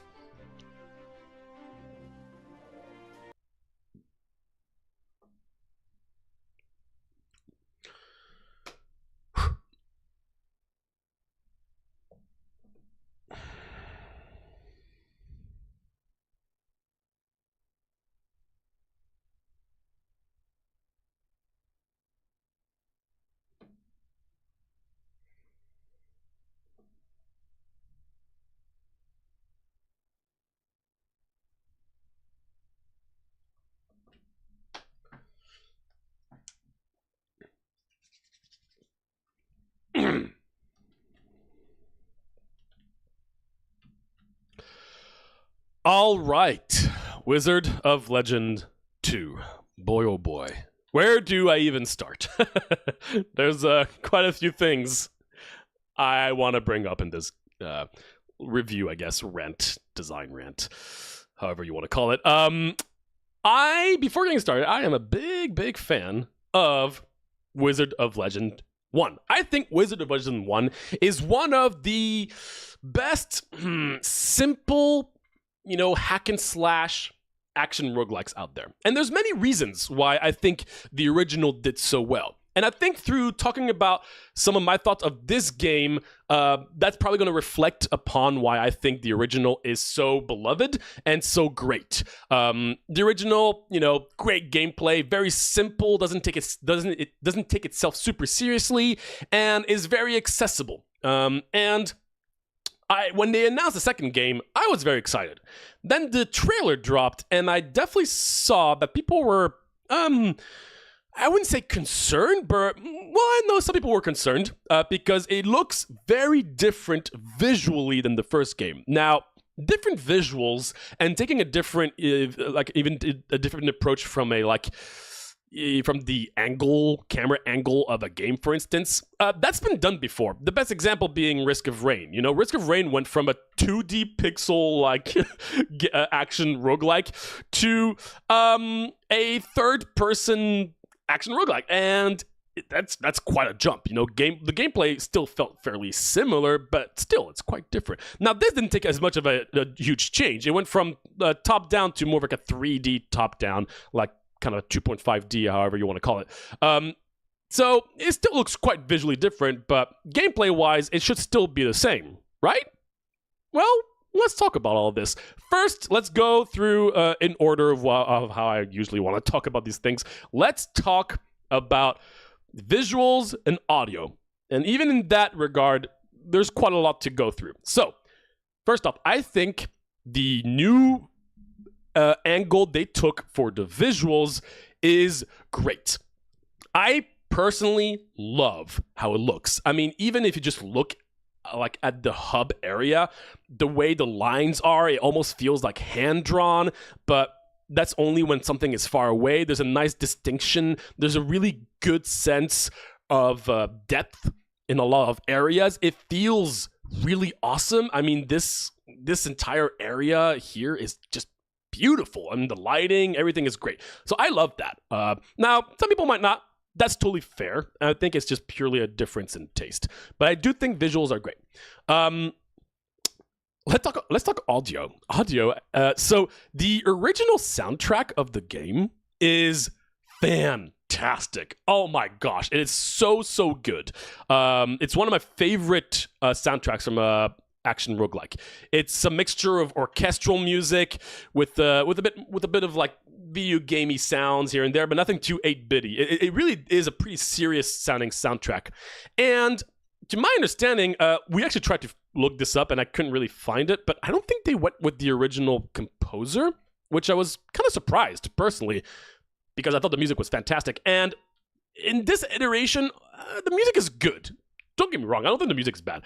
I'm just a little disappointed that it doesn't have the same touch that it did in the original. I think the original was just so fantastic. So I was a little disappointed to see that it went from a different angle. But nevertheless, sound design is great, and visual effects are fantastic. I think the visual effects in this game are great. Like when you go into when you actually start attacking and you hit dummies or you just hit anything, the numbers look great. The sound effects are awesome. It feels good to hit enemies. Overall, I think visually, the VFX combined with the sound design, I think make the action really satisfying, which is very important for a game like this. So props to that. Now, I guess that's all. Yeah, visual and audio. I don't think there's too much else to really say about it. Now, let's talk about vibe. All right, so one of the first major differences is the overall tone of the game took a massive left turn here. In this game, we have voice acting. We also have full-fledged characters with their names, and they have conversation, they have lore and stuff like that. They went with a much closer approach to Hades, where you have voice acting, you have your unique art when you talk to a character, they pop out, they say stuff, you hear the voice acting, blah, blah, blah. And I personally find that very disappointing for a few reasons. First of all, I think the original game, what they did really well was that it didn't take itself too seriously, and it didn't try to make characters super important. It was just kind of fast paced. It was just fun. You just saw little characters here and there. They just had like little emotes, and that was about it. You know, I feel like the voice acting just tries to create this bigger feel to the game that is not necessary, and that to me does not fit the original feel of Wizard of Legend. Now, so I don't really see why they went for a Hades approach. Now, I understand why a lot of games do in general, right? Like Hades did very well, and I think the core, the way they do, the way like Hades approaches, different characters and lore and everything is fantastic, and is one of the reasons why it did so well. And so I can imagine a lot of developers wanting to do something similar to a game that worked well. The difference here is that Wizard of Legend 1 had a unique vibe to it. It doesn't mean that you can't do a Hades-like. It's just I don't understand why this game decided to try to take a very trendy approach when the original game was more unique. And they had the potential of utilizing that uniqueness from the start instead of going for something that is trendy. I think the original game had such a very specific vibe that was so iconic and so memorable that I just found it very disappointing that they decided to go to put characters with voice acting, which doesn't really add anything. There's no inherent lore to this game. They don't put much effort into the story. They just decided to put voice acting. If you're not going to have a big story with a full thing, I don't understand why you would have voice acting. That's just me, potentially, but I am quite disappointed as a big Wizard of Legend fan. Now, let's actually talk about this voice acting a little bit. So once again, I work in the voice acting industry professionally. I am one of Capcom's lead engineer for voice actors for a lot of their recent popular games, and I'm also a voice actor myself. So I do know what a good quality voice acting is, and I will say I don't think the voice acting is particularly great from a directing standpoint, from an engineering standpoint, and from even a performance standpoint. But that could usually be contributed to directing. There's one particular voice acted line in this one particular character in this game that has a terrible effect on it, whether it was a terrible post production effect or just recorded very terribly. For me, it just sounds like it wasn't recorded correctly. It just really does not sound good, even for someone who's not in the industry. I really think anyone who listens to the voice of the Lightning character, it just sounds really unprofessional. I'm very surprised. But a lot of the voice acting in general takes itself super seriously and just doesn't seem to fit and is unnecessary and is long. And if you're going to put voice acting and you're going to have a character that talks before you get to the particular window you're trying to get to when you talk to a merchant and everything, that loses time. Now, for a lot of games, that doesn't matter. But Wizard of Legend, the iconic aspect of Wizard of Legend is how fast-paced the game is. And I think it does actually slow down a lot of the gameplay, and overall the pacing gets slowed down quite a bit by having voice acting, which again, I just don't think fits. Now, all of these things aren't inherently this is an issue, right? Some people might not be too against that whole side of it. I will say I have seen a few reviews, not full on fledged, but I just did look a little bit about what Steam said. I tried to not look at any reviews or anybody talk about the game before I played it extensively. So I've only just recently saw what some people have been saying, and I still think I have a few different things than other people. But it does seem like one of the biggest complaints I've been seeing is the voice acting. It seems like people are not super into it. And that's a bit unfortunate because differently than gameplay changes, scrapping voice acting or just changing voice acting, that's that's more complicated. You know, that really is that's a lot to change. You know, if you're going to scrap voice acting or just re-record stuff, that's different than balance issues, bugs, that kind of stuff. That's a bit unfortunate. So I hope, I don't know what they're going to do, you know, but it does seem like from what I've seen, the game does not have great reception on Steam, unfortunately. And it does seem like, from what I've seen, a lot of people don't like the angle that they're going for with the voice acting. And that's a shame. That's quite a shame, I will say. I think better directing, better recording, and just overall not having to take itself too seriously from a story standpoint could potentially improve that. But again, that's a lot to ask for. All right, that was already a lot without even getting into the gameplay, the roguelike elements, which, of course, there's plenty to talk about. But just to finish off on the visuals, there's also some cosmetic stuff. You can change your cloak, you can change the color, you can change the symbols. That's all cool. That's only, I mean, that's nice. It's a little detail. It's mostly for the online aspect, which I don't play currently. This game is trying to push online content, which will also be a topic of conversation. Sure, you can change your cloak, you can change the way you look. That's pretty cool. In previous games, the cloak would actually change some stats, and I've seen surprisingly a lot of people complaining on Steam that, oh, the cloak used to change your stats, but no, it's just cosmetics, like we wish it could do more. Actually, they just changed where that is. Instead of being the cloak, it's another aspect, which is like a pin.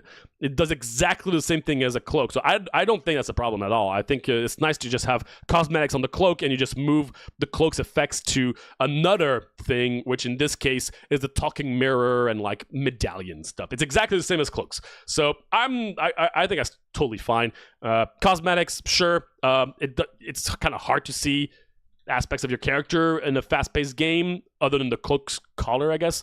But yeah, sure, why not? There, let me take a look at the chat real quick.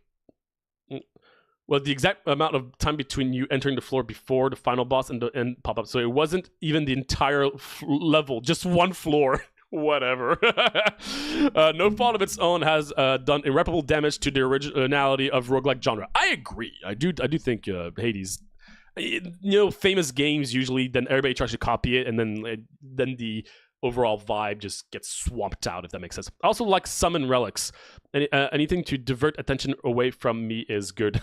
Oh yeah, summon summon stuff. I don't think there's any summons in this game currently, like there was in the first game, which is kind of sad. I hope they're going to add that. There are summon stuff, but they're only relics, not spells. There was a whole summon build, agent build in the original game, but anyway, I'm getting sidetracked.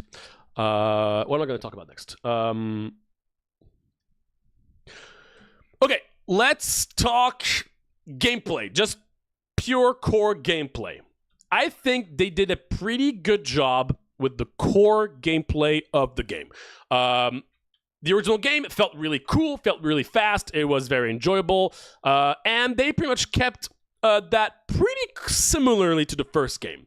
You still have, you know, your basic Arcana, your dash Arcana, your signature, your standard Arcana. All of these are the same, which I'm pretty happy with, personally. The one of the major differences I would say from the first game to the second, and unfortunately that is a part that I'm not huge on, it's that overall, it's a little slower. And that makes sense with everything else in this game being slower. Unfortunately, to me, that does hinder the game. A lot of the Arcanas are slower. The overall feel is slower. It's just everything's a little slower. Which is, if it wasn't for the first game, I'd be like, oh, whatever. It's like a pretty decent game. But I know how the first game feels. And the first game is so much faster and so much more satisfying because you can just dash from one, do an Arcana, instantly switch to another Arcana, instantly do this. Here, it's like 70% of it. I wish it was even faster. But again, it makes sense with everything else being slower pace, you know, even just from the standpoint of like, you know, voice acting, all that good stuff. So gameplay wise, yeah, I think it's okay. In terms of like the different Arcanas, I guess that does follow more into the roguelike elements more than the core gameplay. I think, yeah, again, core gameplay, I think it's pretty good. the different Arcanas, some feel good, some do not. I think currently even in the first game, some Arcanas didn't feel as good as others. Here, even more so, unfortunately. I do think a lot of Arcanas feel pretty bad and don't feel very satisfying. Some individual Arcanas I have issues with individually. For instance, the Dragon Dive Arcana, if you hit a corner, it just feels so terrible. Even if you just hit a tiny bit of a corner, like it's hard to explain without really playing it. But there are some Arcanas that just don't feel fantastic, unfortunately. Yeah, I mean, overall, I wish they felt a little better. Probably if it was faster, it would help. I mean, individually, you could go through each Arcana and be like, oh, sure. A good example, the Fueled Berserk. Now, I am a huge fan of a basic Arcana build from the first game. This is a perfect example of all I'm talking about from a gameplay standpoint. In the original game, there was an ability called Fueled Berserker. I think it's called Fueled Berserk, yeah. And what it does is you enter a fiery rage that speeds up basic Arcana. And that enables the basic Arcana build. It's one particular build you can do in the first game. I was very happy to see that, oh my gosh, they kept it for the second game. Super cool. The big difference is when you activate it in this game, there's an animation, a very, very, very short animation where the character goes, rah, and that animation takes like 0.3 seconds of activation.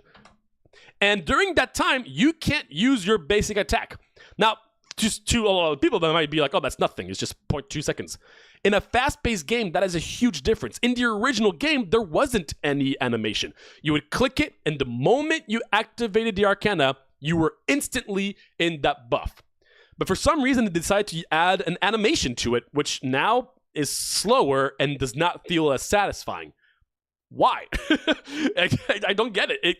I don't like playing with it as much as the first game, even though it was my favorite build in the first game. Like, it feels terrible to go to the second game and see like my favorite ability, try it, and they added something unnecessary that just makes it worse. On top of that, a lot of the actual basic Arcanas that actually do that you use with it, right? In the original game, for instance, you could just stay press on the button for the basic attack, and it would just do it automatically. And for some reason, more than half of the Arcanas in this game, you don't.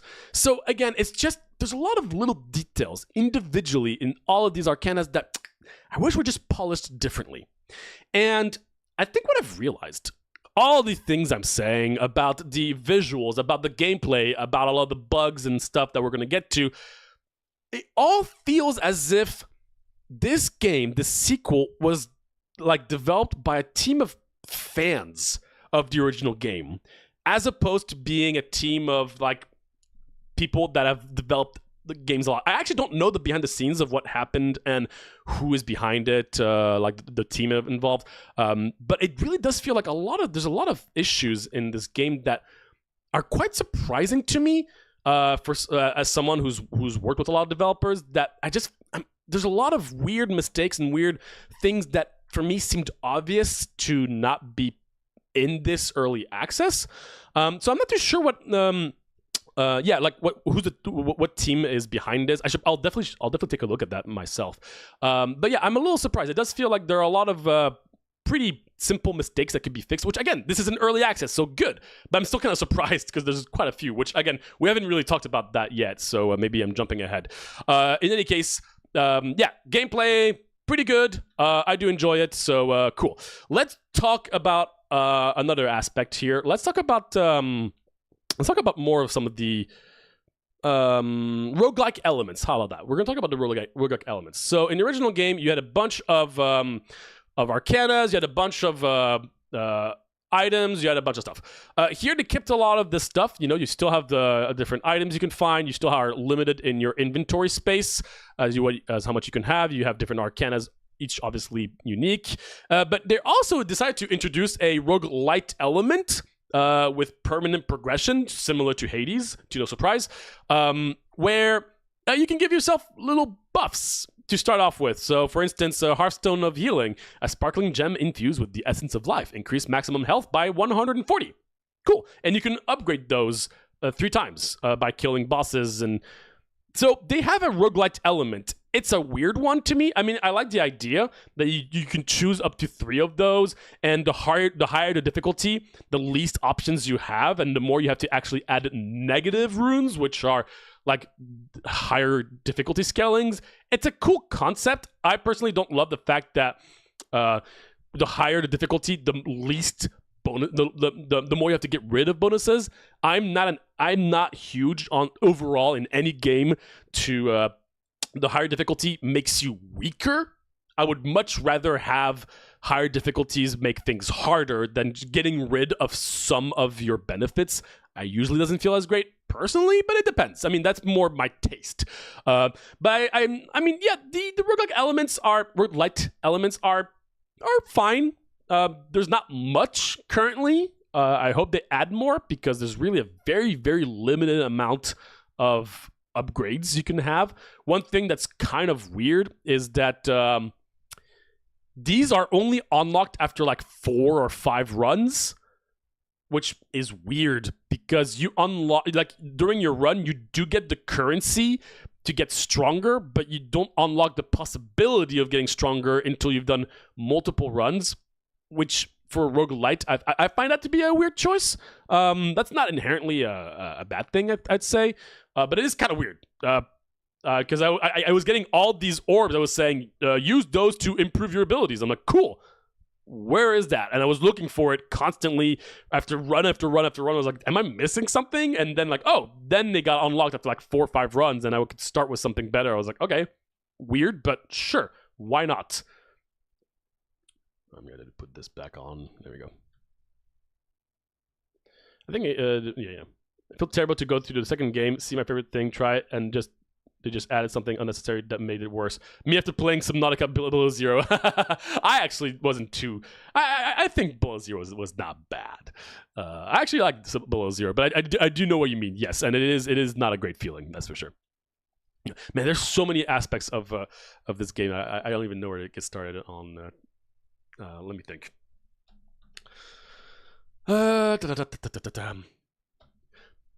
Well, I guess while we're on the subject, let's talk about the hub world because yeah, I mean the roguelite elements on the hub world.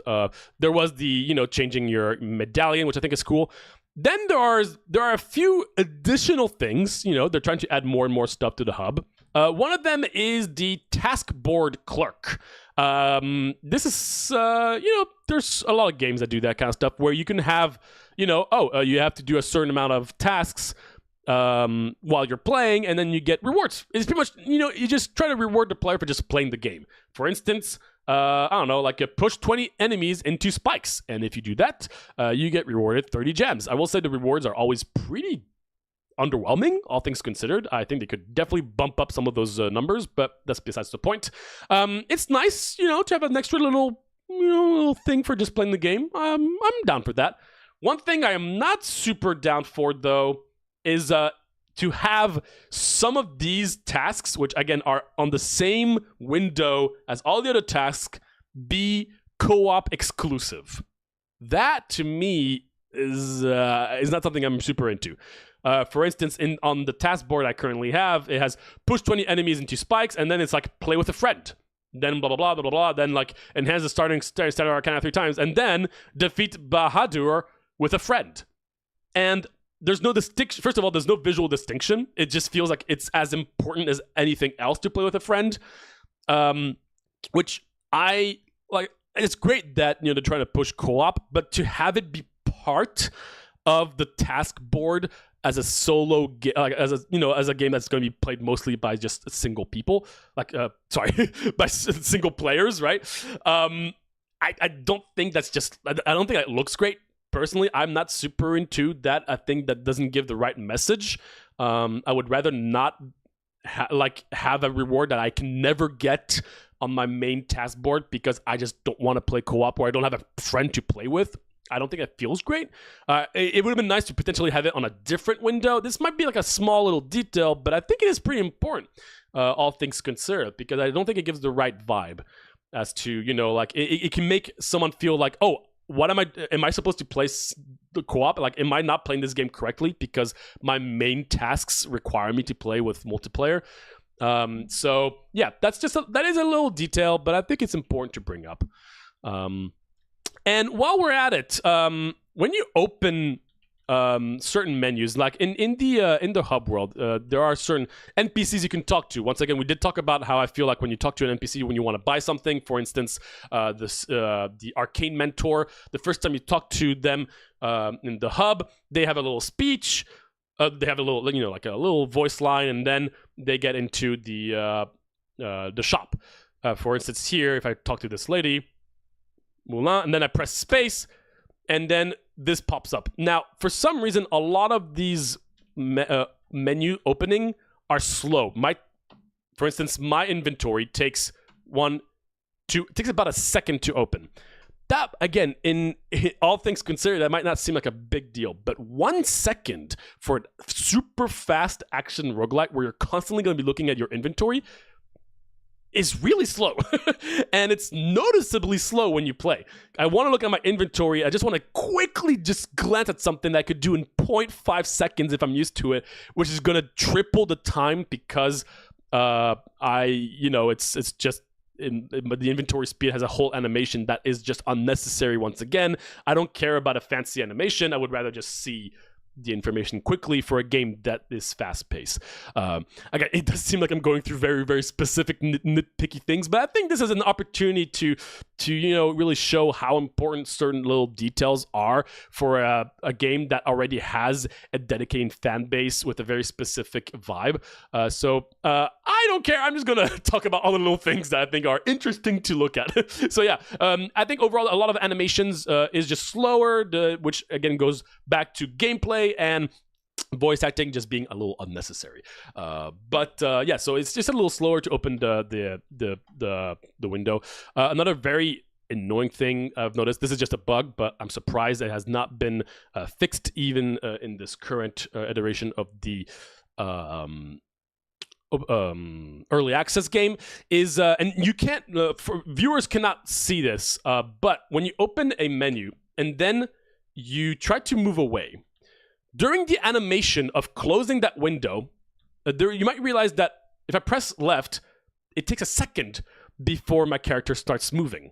That's fine. I still think I would rather not have it be like that long. But more importantly, if I press this and I press A and S to go like bottom right, it doesn't do that. It just goes left. And it doesn't, I'm currently pressing down. It doesn't register me pressing down because the game does not, like during animation, the game does not actually input buffer certain buttons, which again is just a very basic mistake. Now that might seem like a small detail. It is not a small detail. I've actually taken a lot of damage fairly often to this actual issue because there's a lot of NPCs you talk to very quickly, and then you're trying to leave and you're trying to go down and you just can't go down because you're pressing two buttons at the same time, and then you try to dash. I'm trying to press here right now. I'm pressing left.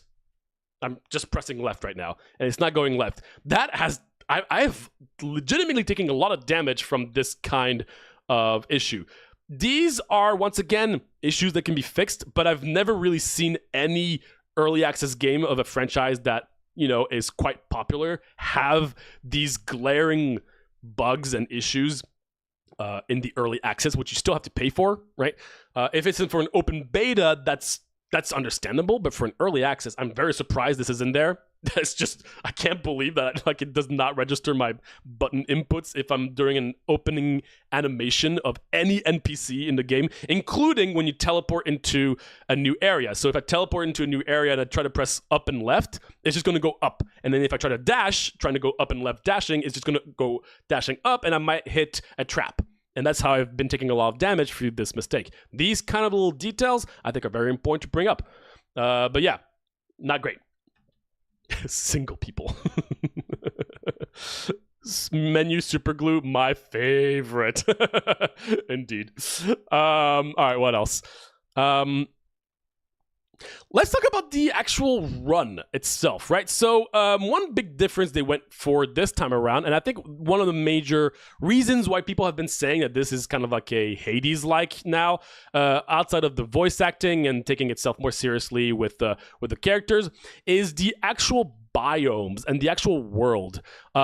Differently in the first game. So in the first game, when you would start a run, you would randomly be placed in one of the possible elemental stages. You could start on the earth stage, you could start on the wind stage, and at the end of that particular elemental stage, you fight that elemental boss. Simple. Very, very, very recognizable system, which I'm very disappointed. No, sorry, I'm very sad they didn't keep that. That's fine. It's not like a huge deal. I mean, I really feel like that was really part of the core identity of this game. Instead, they decided to go for more of a Hades approach, where now it's always the same biomes and it's just random stuff. You always start in the forest area, then you go into a desert, then you get into like a castle. I don't really see the correlation with Wizard of Legend personally. That's a bit sad to me, but oh well.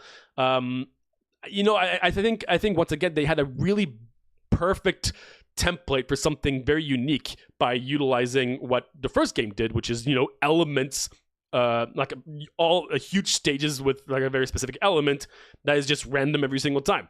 I thought that was awesome from the first game, but I guess they didn't stick with it, which is a bit sad. But in any case, that does mean one very important thing, which is that what about the elemental bosses, right? Because obviously they can't scrap that. That's honestly like the entire identity of Wizard of Legends. So what they did is that you still have the elemental bosses, but they're just halfway through any of the biomes randomly. Feels very disconnected. It feels like it was just kind of thrown in there. So halfway through the desert biome, you might fight the lightning guy. And then once you fight the lightning guy, you're back to the desert biome. Yeah, it's kind of weird. I personally don't love that, but that's just me. I kind of wish they just stuck with the original theme, but oh well. Otherwise, at the end of the actual biome, you do fight a boss, a predetermined boss. It's always the same boss, similar to Hades. They're just random creatures. The first boss is like a little girl and a big ogre. The second boss is some sandwich, and the third sandwich, and the third boss is a queen and a king. Okay, sure. Just very Hades-like in the way where it's just a different biome with specific bosses. And again, for me, that doesn't feel like Wizard of Legend personally, but that's how it is. Now, the boss design itself is, I think, hit or miss. Some of them are really cool. I actually really like the first boss, the little girl and the ogre. I think once you know the moveset, it's pretty easy, but it feels good to evade all the attacks, and it's not a super, super easy fight. But it feels pretty fair. It does feel like a lot of bosses, you do have to learn the moveset. Unfortunately, some attacks just kind of happen instantly, and if you just don't know it by heart, you're almost always going to take damage the first time. I'm not a fan of that myself, and I do think some attacks, you can very clearly understand what they're going to do, even if you don't understand it. A lot of games, you obviously, if you know the moveset, you're going to do much better, and other games, it's fine. But in this game, I feel like there's too many attacks where if you don't know the attack pattern super well, you might just lose your entire run to it. It doesn't feel great. But some attack patterns are really, really cool, really original. The Queen and King phase transition, where there's like all these pieces that fall from the sky and they create like ripple effects that you can really kind of predict and move around. They're awesome, super cool design. They last way too long in my opinion, but they're really cool. And yeah, I think the bosses in general, they're cool. There are a few issues with them. Some attacks are multi-hit, where you the game doesn't really have like iframes clearly. Similar to the first game, by the way, which is fine. There's some attacks where one attack is going to deal like 40 damage, while another attack might deal like 10 damage like 5 times in a row, right? Or a big boom, right? And when you would say, okay, well, if I get hit by either of these attacks, that's the same amount of damage. Unfortunately, there are some attacks in this game where the multi-hit is just so extremely fast that you can lose your entire health bar, or maybe not, like half of your health bar within like a second, just because you got hit by one attack, while a big attack only deals 40 damage, doesn't feel as punishing. So some attacks just feel a little unbalanced, don't feel as great to get hit by. That's depending on the boss. Another aspect of the bosses, there's a lot of missing sound effects, which can feel pretty awkward. There's entire like attacks that just don't have any sounds, which is weird. But I mean, and still another detail, but there's just a lot of details that are missing. I'm quite surprised by. In any case, other than that, yeah, I think the bosses are hit and miss. Some are cool, others are okay, but I think a lot of them can easily be, adjusted to be really enjoyable experiences. So in that regard, I think they did a decent job, all things considered. So yeah.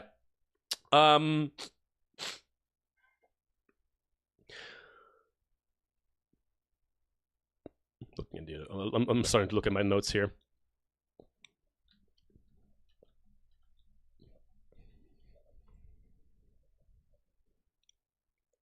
Yeah, I talked about the roguelike elements. Okay. Let's talk about, I think we did touch upon this a little bit, but let's talk about quality of life stuff. I think the game does struggle quite a bit with a lot of quality of life aspects. There's a lot of random examples I could be talking about, just so many little details that I just think could be different, and I'm just kind of surprised have not already been included. We did talk about, for instance, the fact that, the menu does not open fast enough. I guess, there's information that is very confusing. For instance, when you're trying to enchant an Arcana, you can get like a 10% crit chance increase. But if you're going to enchant it again, it doesn't tell you that it's going to replace the previous numbers. It's just visually, a lot of things are very confusing. It's very hard to know which of the Arcanas they are. For instance, I don't know how it is. I don't know which Arcana is a basic Arcana versus a standard Arcana. Yes, you could, once you know. Oh, right. It depends on the icon around it. Like, not even the icon, just visually, the commons just have are more brown. The signature are more this. They have a little gold thing. Yes, the first game also did struggle with that, by the way, and I didn't really like it in the first game. So, you could say there's the same issue with the first one. But, theoretically, a sequel is supposed to improve on certain aspects. I'm just kind of disappointed that this was not improved. It's very hard to know what is a basic Arcana and what isn't. After a while, you do really visually get it. But I bring this up because I've had 2 runs where I switched an Arcana. I bought an Arcana thinking it was like an additional Arcana. Ended up being another basic, which replaced mine. And I was really bummed. And it kind of screwed my run because I spent all my money on it. So certain quality of life improvements. I do love that there's stats now in the inventory. That was not the case in the first game. I think that's awesome. Huge. I'm super down for that. That's super cool. Unfortunately, it does not track things as you are in the inventory page. What I mean by that is that if you do get rid of an item in your inventory, that changes your stats. Getting rid of that item is not going to actually change that number on the spot. You have to leave the inventory, go back on it, that kind of stuff. So small little quality of life things. Another huge one is the map. In the first game, when you would open the map, you would see it overlaid on the screen, and you can move around while you have it open. For some reason, in this game, you can't. You can only open the map, even though you still see the overlay. You can't move. I don't know why. Everybody loved that feature. They got rid of it. I'm assuming they're going to bring it back. Another aspect is you can use one button to open the map, but you have to press escape to then get rid of the map, which also was not a thing in the first game. There's just so many weird decisions that were made in this game. I don't get it. So instead of just being able to walk around, press a button while you're moving, and then press it again after like a half a second to get, oh yeah, I'm over there. Here, you have to walk around, press a button, stop moving, then press escape and start moving again. And don't forget that when you do move out of a window, sometimes it does not register certain movements. So it just makes things so much slower. So just weird quality of life changes from the first game that nobody asked for that was included in here. So that's weird. And I could go on and on and on a lot of quality of life stuff. That I think is a pretty major aspect, which again, all of these can be improved. I just wish they already were for most of them, knowing that this is in early access and not beta, because a lot of these quality of life changes should be pretty obvious in my opinion. For instance, let me see. Not weird. Evolving is weird. Some things should be synergized, but for instance, another thing is information given to players can be a little confusing as well. Some items give you certain information. Some of them are simple, like receive 12% less damage. Got that. Yeah, that makes sense. Others are more like each summon adds damage. You're like, okay, well, what are summons? And then you look at one of your arcanas and you're like, oh, this arcana has the summon tag. So like, cool. So each of my summoned arcanas gives me damage. No, that's not the case. It's actually each item that summons a little creature next to you will give you damage. Except that these items don't even have the word summon in it. So some spells will have the word summon. They don't work with an item that says that each summon gives you damage. And there's items that are like, now you have a hand that follows you around and attacks enemies. That's considered a summon. This kind of information, I think there's a lot of items and spells that do have this issue where they just give not like confusing information. Once again, this could easily be changed, and I do hope that it's going to be a little bit more clear as to what certain items do. Another example, double damage boosts from items. Wait, let me see.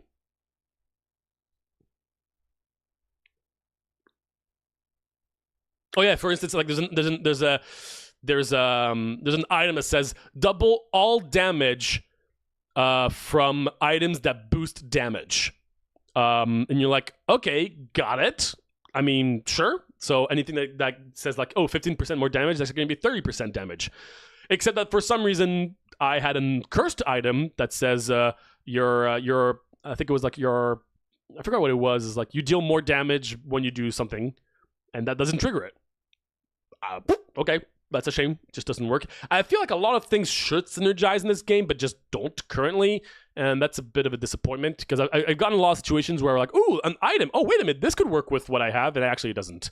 So a little disappointing. Obviously, as I feel bad.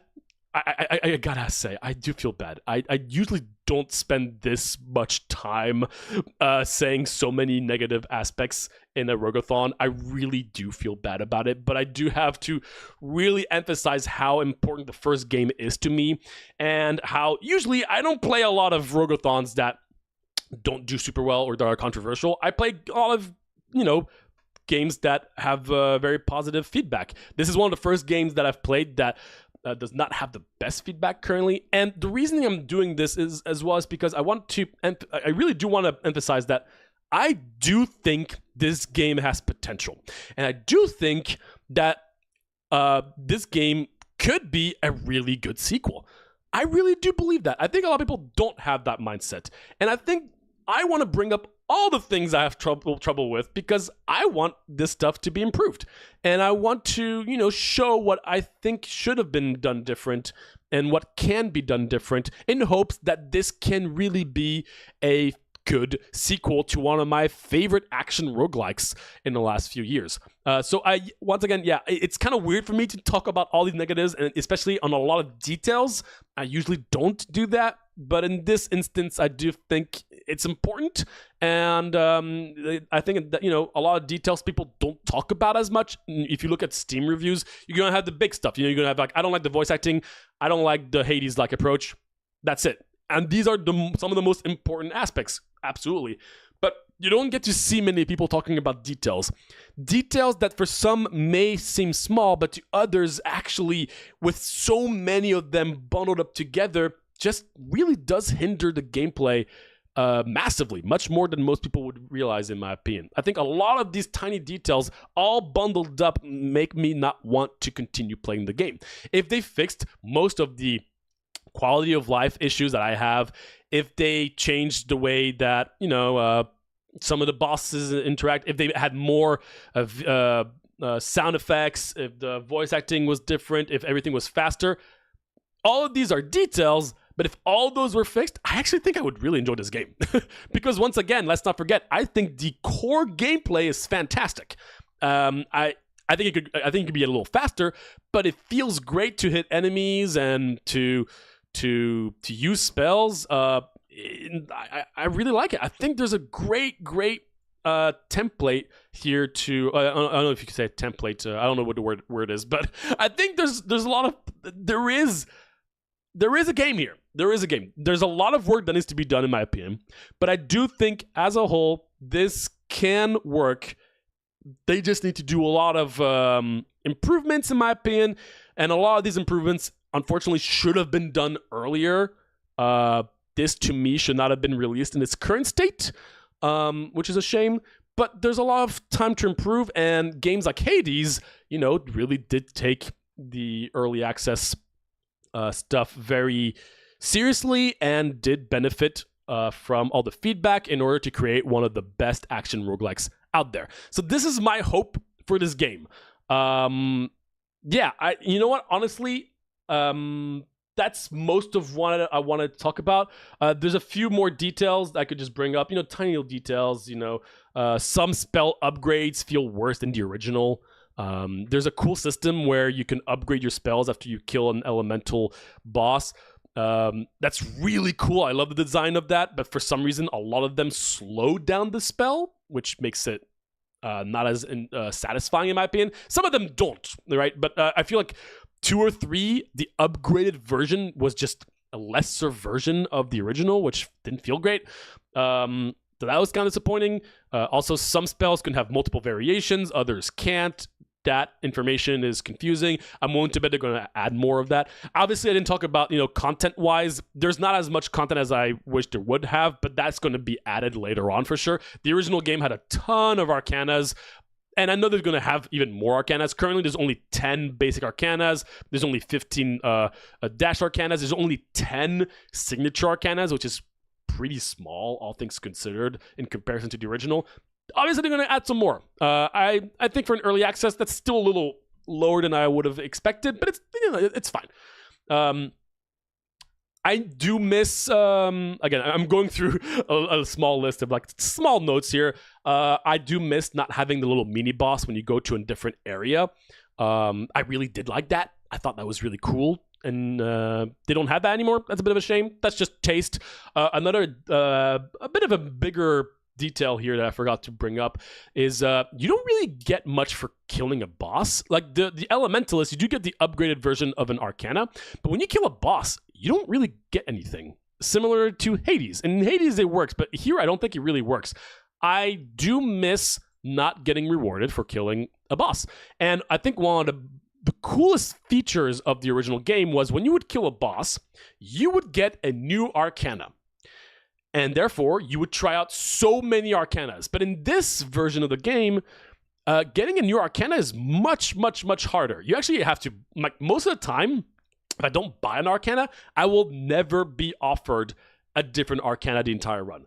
I find that to be very disappointing because I think the original game kind of forced you to play with a bunch of Arcanas because they would give you a bunch of free upgraded Arcanas after you beat a boss. So you would try out so many of them. While here, I've gone an entire run without changing a single Arcana because I was just never offered one. So I really do wish that every time you beat a boss, just like the original, you get a new Arcana. That way you can try them. You can try new ones. I don't know why that was also scrapped from the original. I think that's a bit disappointing. Instead, you just get a currency for the hub, which again is not super satisfying, especially since a lot of the currencies in the hub don't do as much as a game like Hades. A lot of the things you can unlock in the hub don't really do too much. If they wanted to go for a Hades approach, I feel like they're missing quite a few things that Hades had that really felt rewarding when you get currency. Here, not so much in my opinion. Like one of the currencies you get for killing a major boss is you get an eye of whatever, which you can only use to... The only purpose, to my understanding so far, for using one of those eyes, I don't know how you call them, is to unlock negative runes, which are runes you can add to difficulty to make the game harder. That is the only benefit you get for killing a major boss, which just seems a bit too small for me. And very situational. So I wish there was I wish there was more reward for killing bosses and more opportunities to try out new Arcanas, because the point of the original game is that you would cycle through so many Arcanas so fast. So I do hope they bring that back. I think that's an easy thing to bring back and to implement in this version. Another small detail: no pause menu. I don't know why. When you pause the game, there's no music. It's just complete silence. That's a bit disappointing. Small thing. That's more on my end. It's a little detail that I wish wasn't there. It kind of like ruins the immersion.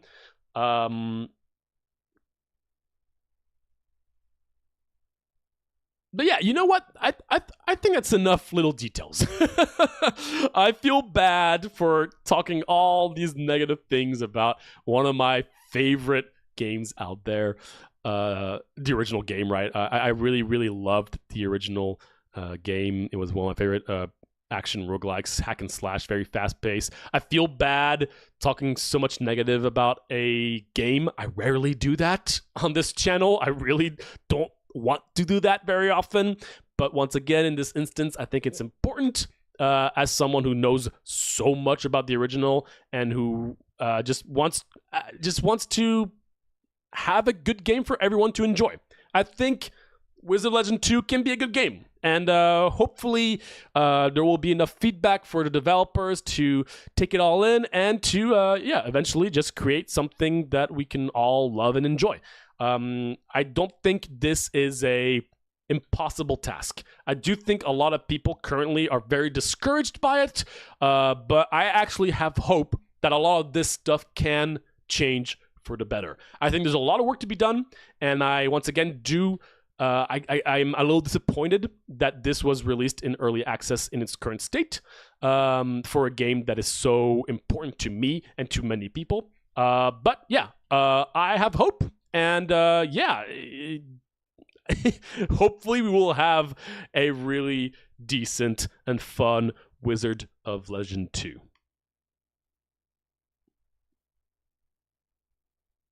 I wonder if there have been examples of really bad early access games that became good. That's a good question. I mean, Hades wasn't bad, or it was always good, but it really got fantastic through early access. I don't follow it as much. I don't follow like early... Okay, sorry, let me rephrase that. I didn't used to follow early access games as much as I have recently, now that I'm much more in the industry.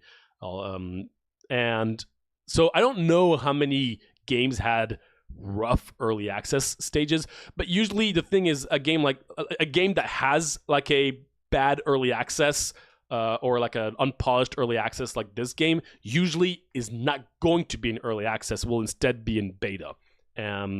That's where this game should have been. It should have been in beta right now, more than early access in my opinion. Oh, Sabora. Oh no, I'm sorry. You came in the middle of a very negative rant about a beloved game of ours. Yeah. And was only talking positive for about a quarter of that. Yeah, that's what I expected. I said, I do not like the state of this game currently, and I have a lot of things to say about it, yeah.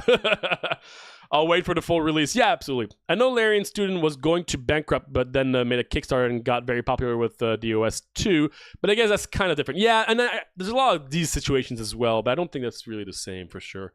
Yeah. Because like being bankrupt just because you just didn't get enough recognition.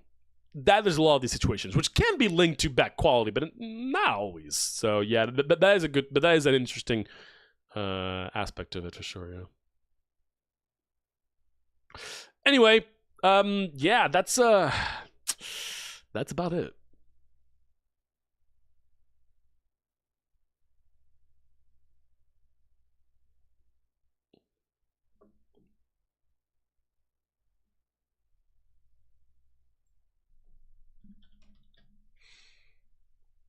Divinity, by the way. Yeah, Divinity Original Sin, yeah. Divinity, yeah, I've played a whole lot of Divinity. Yeah, it's fantastic. And now they're killing it with their games, by the way. One of the best gaming studios out there. 500 hours, ooh la la. I've got like 200 on there.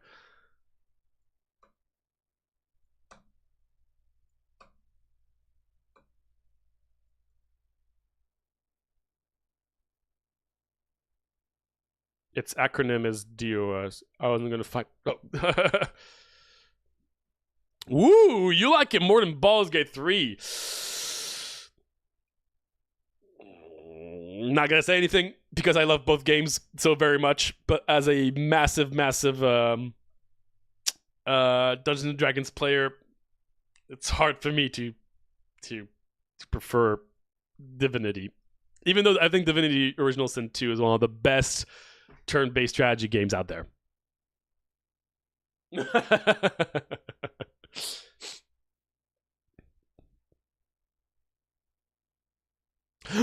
Been playing both of the Monster Hunter Stories games. Ooh, nice. Hell yeah. How are those? I've heard a lot of good, like, mixed things about it. Not negative, but not inherently negative, but just like very different. They're surprisingly better than I thought. Yeah, that thing, that's what I get. Like, that people don't play it, but the people that do actually have a good time with it. Oh, also, I did actually complete a run, so I do get a click.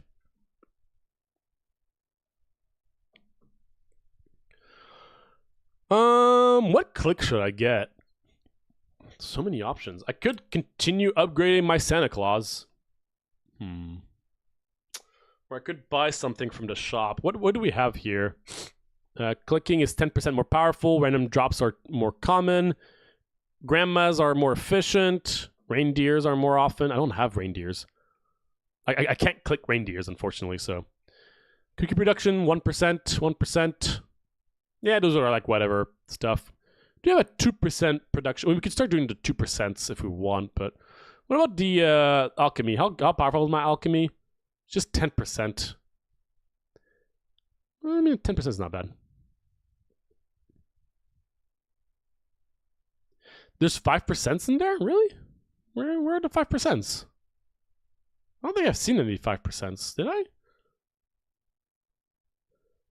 Clicking is 10%. The shiny cookie. Oh, you're right. Look at that. Yeah, let's do that. Boop. Cool.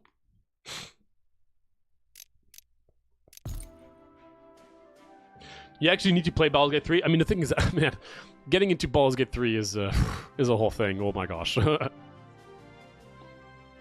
As a guy that gets stuck and just hadn't beaten it. Yeah, no, don't try on hardest difficulty. Not worth it. It's not outside of like, oh yeah, I want a challenge. It's just not going to be enjoyable. Honestly, I would recommend just playing it normally. Oh, darn.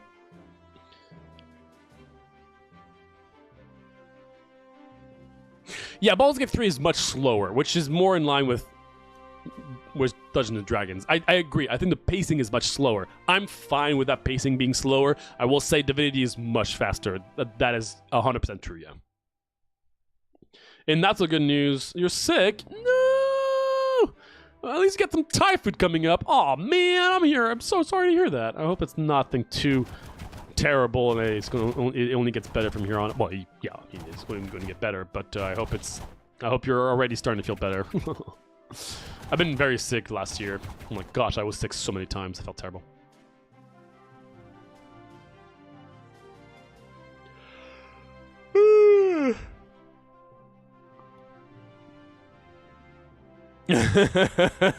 It's mostly a sore throat, but who knows? Yeah, that's fair. Well, hopefully it's nothing too bad. I got pretty far, all things considered, for a guy who literally doesn't know how to play D&D. Yeah, good job. It's not for everybody, I will say. I mean, I think it's one of the best games we've had in the last 10 years, period. But it's not for everyone, obviously. Chicken pad thai! Yum. All right, I need to head out. Oh, by the way, next stream is going to be a fun one. Next stream is going to be a longer stream. I'm going to start a new series. I guess I can spoil it, so you can all know. This coming Wednesday, 1 p.m., I'm going to be playing for 3 to 4 hours. I'm going to be playing another Gungeon win streak, but fresh file. I have never restarted the game since I started playing it like 8 years ago at this point. I'm going to start a fresh file, and I'm going to see how far I can go without ever dying. The goal is to beat the Lich. And beating the Lich is, like, to my understanding, like 20 hours of gameplay. So, can I beat the Lich without dying a single time? We'll see. We're going to try this new series. I'm pretty excited. I haven't seen anybody do a, like, deathless win streak new file on Gungeon. So, that should be cool. I'm excited to try that. So if you're interested, that will be 1 p.m. This coming Wednesday, and I'll be playing until the evening. So if you can't make it, all good. But I'll be playing around. So feel free to join in.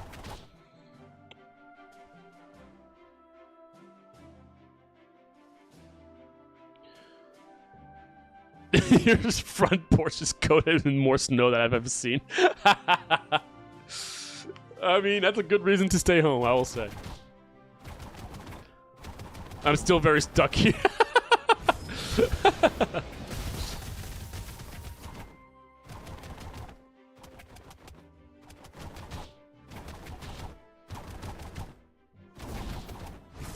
Alright, everybody. That's going to be it for me.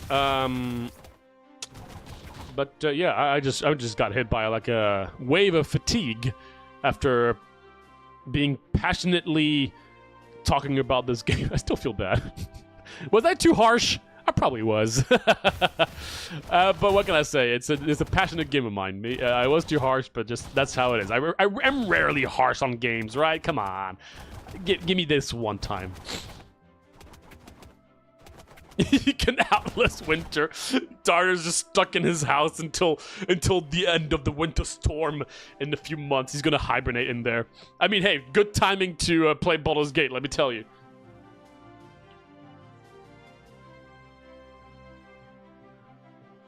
To an exam performance. Oh, I will take it. Well, thank you. That makes me feel a little better.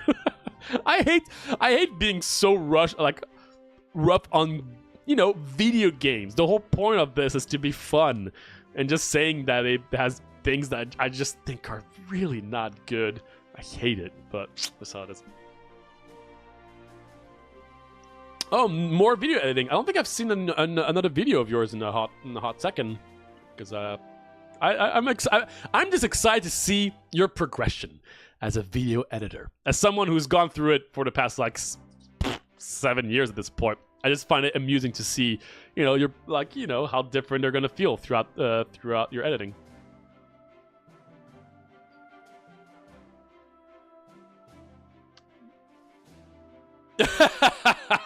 Experiment. That's the beauty of it, Darter.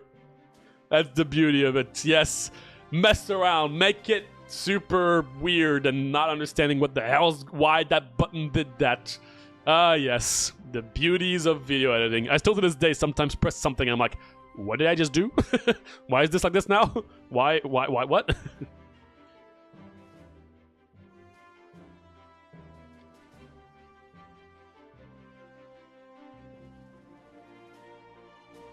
I thought you made 3. Wait, didn't you make 3 videos? I thought you had 3 in there. No, it doesn't matter. Alright, in any case. Yeah, well, duh. Oh, also, you're going to be pretty happy with Darter. I've been constantly playing Isaac in the back. I've been, every time I consistently get some, like, what I want. It's kind of cool.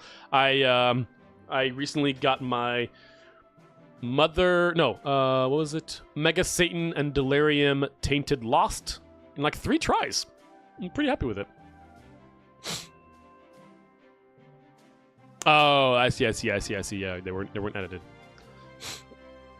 I had a blank card as a Tainted Lost, which I'm sure you know what I did with that. It's not like a broken combo. It's just one of the best, like, easy items to find for Tainted Lost that really does help. And I found it by mom fight, so that felt pretty cool.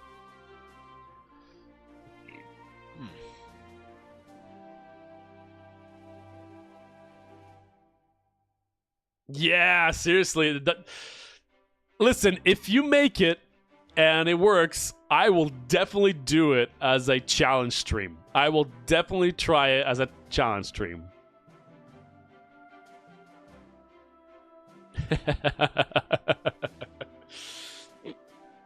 I've gotten really good with the I think the Lost is my favorite character in the game. I love playing the Lost. I think it was the first character I gotten all the marks. I forgot how you call it. You know what I'm talking about. All the possible paths. I think I did with the Lost first. I love the Lost. Yeah, exactly. No, I do think it's not like. It doesn't feel like it's not like a oops all bloat. You know, it feels. You know, I think it's gonna just be a really hard but doable challenge. I think it's fair.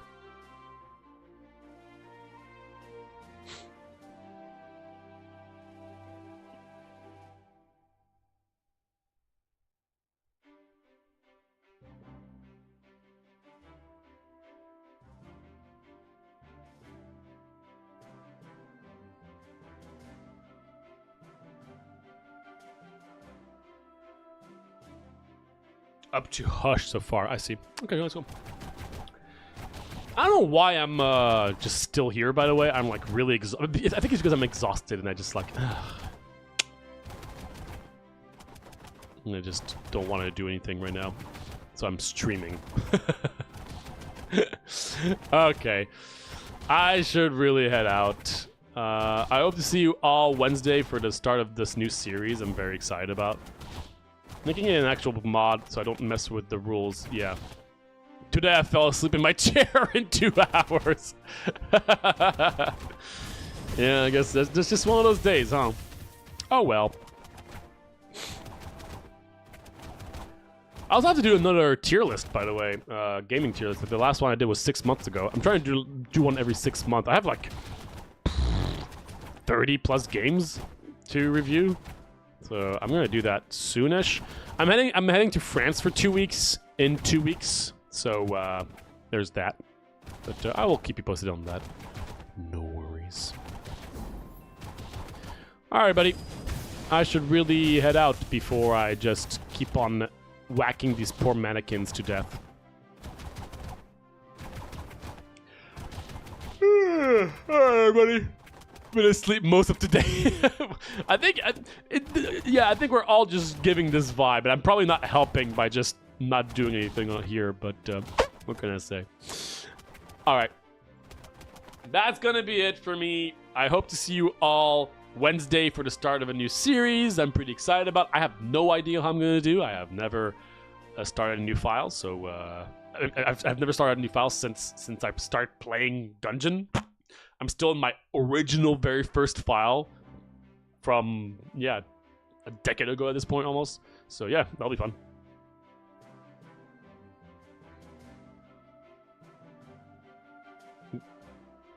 Yeah, for sure.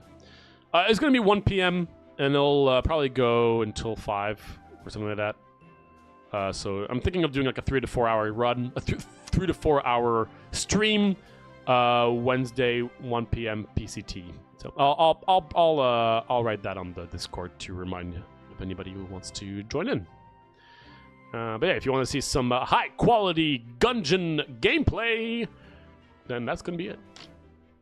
Until then, I hope you have a wonderful start of the week. Right? This is the start of the week. Yes, it is the start of the week. That's right. And I will see you very soon. I'm off work tomorrow, so I might be there. Tomorrow's Tuesday, right? So it'll be the day after. But hey, if you're off tomorrow, you can still come by Wednesday, right? Because why not? All right, y'all. Have a great rest of the evening, and I will see you very soon. Bye-bye. Nope, this button. Gosh, I'm so tired.